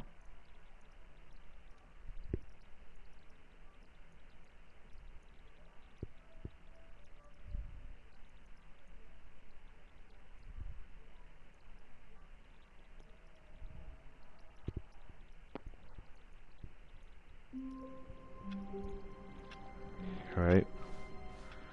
All of his co-workers were gone. What could it mean? Stanley decided to go to the meeting room. Warmth spread through Stanley's arms. With the bucket in his arms again, he was home. Stanley clutched the bucket tightly to his... This was not the correct way to the meeting room, but Stanley had felt the bucket calling to him, telling him that the employee lounge was simply the place to be. And here it was. Had the bucket turned out to be correct? No, never mind. The bucket was wrong. Stanley took the door on his left to go back to the meeting room. No, said the bucket. don't go to the meeting room. Go somewhere else. The cargo lift, yes. Good, Said the bucket. now ride the lift all the way to the top. There's something up there I need you to do. Stanley did not question why or how this bucket was speaking to him. It should have alarmed him, of course, because buckets can't talk. But Stanley chose not to think about this obvious fact. He was firmly convinced that the bucket had spoken to him, and he unthinkingly did whatever the bucket asked.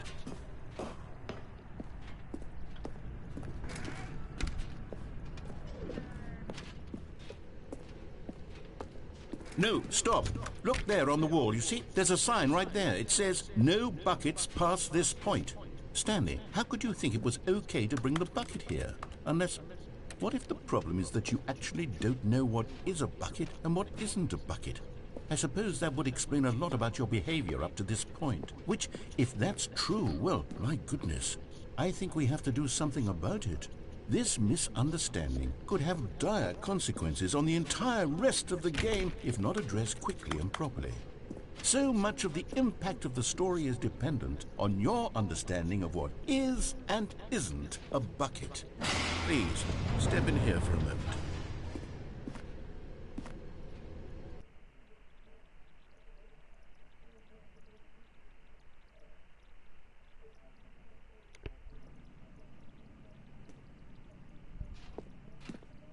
Now then, I'm going to run you through some test scenarios, and you'll tell me whether or not the thing I'm showing you is a bucket. Simple enough, right? This should tell us everything we'll ever need to know about what is or is not a bucket. Okay, let's begin. Item 1. Is this a bucket? Incorrect. It is a hologram of a bucket, not an actual bucket. Well, Item 2. Is this a bucket? Incorrect. It is a 3D printed recreation Oh of a my bucket, God. not an actual bucket.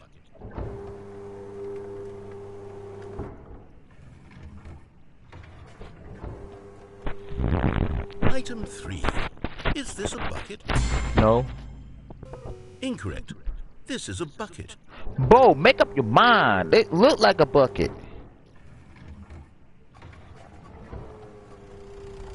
Item 4. Is this a bucket? No. Correct. This is a tractor and not a bucket. To be honest, I just sort of put this one in here as a gimme, but I was starting to get concerned that even this might be too much for you. Thank you for not making me look like an idiot. Okay, next one.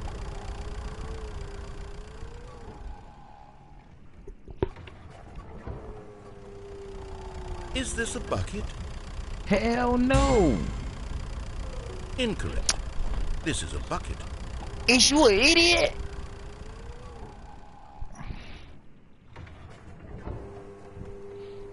Now that's the bucket. Is this a bucket? Yes. Trick question. Both. Gotcha.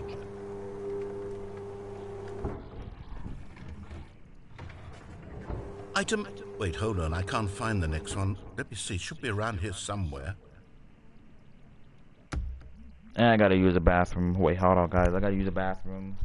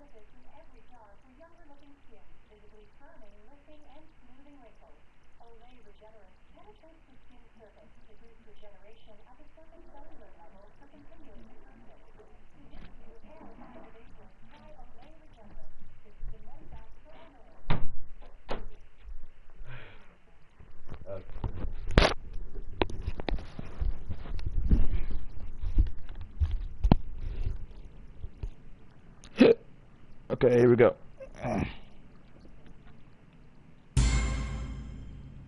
Yes, thank you. There's nothing here. Of course it isn't a bucket. We both know full well that nothing isn't a bucket. Wait, when I say nothing isn't a bucket, that makes it sound like I'm saying everything is a bucket, which of course is not true. Unless... Is that what you think? Answer me straight, Stanley. Are you trying to tell me that you believe everything is a bucket?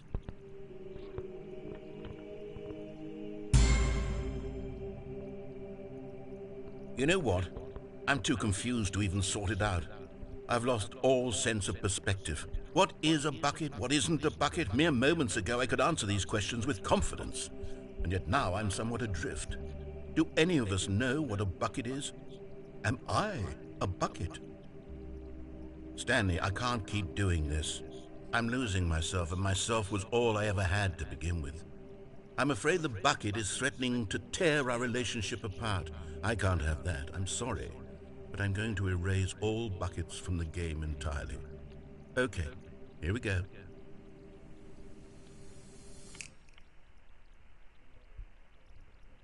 What happened? Is everything gone? Why did everything disappear? Wait, was everything a bucket? Every single thing in the game was a bucket. Oh my God, I had no idea. How could... Except me. I'm not a bucket after all. And you, Stanley, you're still here. You're not a bucket either. Oh, this is wonderful news. We're not buckets. Yes, I actually feel much more at ease right now. It's delightful to get some clarity on that issue, but it doesn't change the fact that we haven't got a game. So, tell you what, I'll reset everything and we'll put back all of the buckets, okay? And we'll know that it's all a bucket. But if you run into anyone else, maybe don't mention that. Who knows what that information might do to a person? All right, here we go.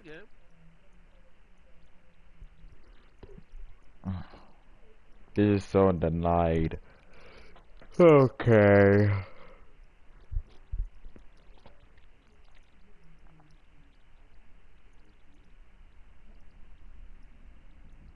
In real life, this is not a bucket. All of his co-workers were gone. What could it mean? Stanley decided to go to the meeting room. Perhaps he had simply missed a memo.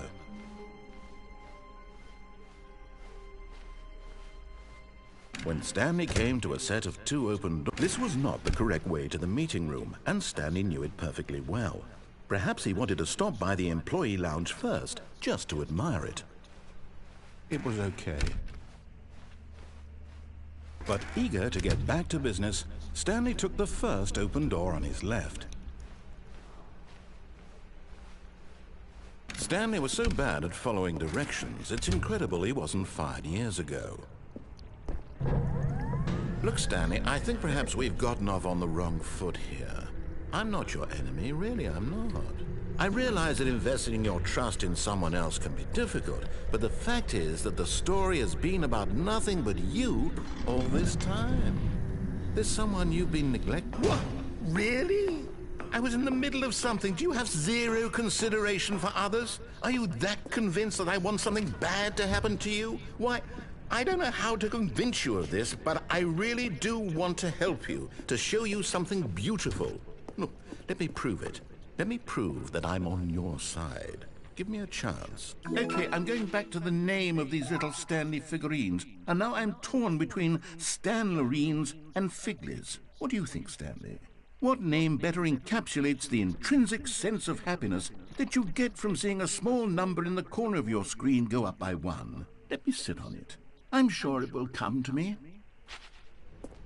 Now listen carefully, this is important. Stanley walked through the red door. Aha, perhaps you misunderstood. Stanley walked through the red door. I still don't think we're communicating properly. Stanley walked through the red door. Oh, thank God you are willing to listen to me. Do you see that I really have wanted you to be happy all this time? The problem is all these choices. The two of us always trying to get somewhere that isn't here. Running and running and running, just the way you're doing right now. Don't you see that it's killing us, Stanley? I wanted to stop.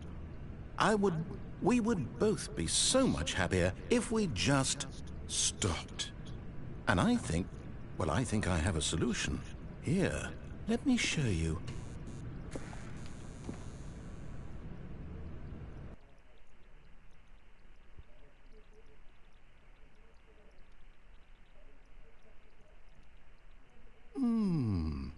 What do we want? What are we looking for? Here. Yes. Oh, it's beautiful, isn't it? No, wait. Where are you going? Oh, no. Stay away from those stairs. If you hurt yourself, if you die, the game will reset. We'll lose all of this. Please, no, Stanley, let me stay here. Don't take this from me. Please, Stanley, think about what you're doing. No! Oh, thank God you lived. You had me worried there for a moment. Now, can we please get back to the other room? There, see? This is what you want. This is where we can both be happy. We really can. If we stop moving, we just have to stop moving.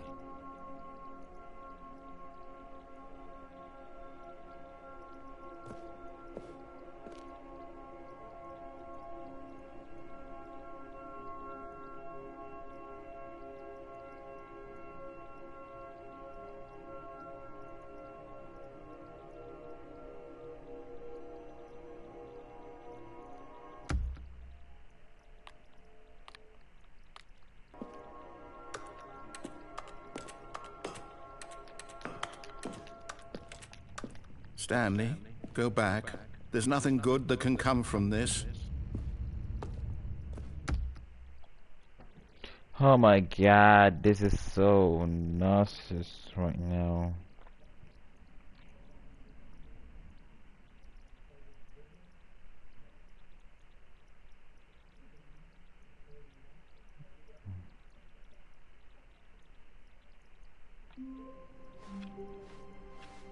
All of his co-workers were gone. What could it mean? Stanley decided to go to the meeting room. Perhaps he had simply missed a memo.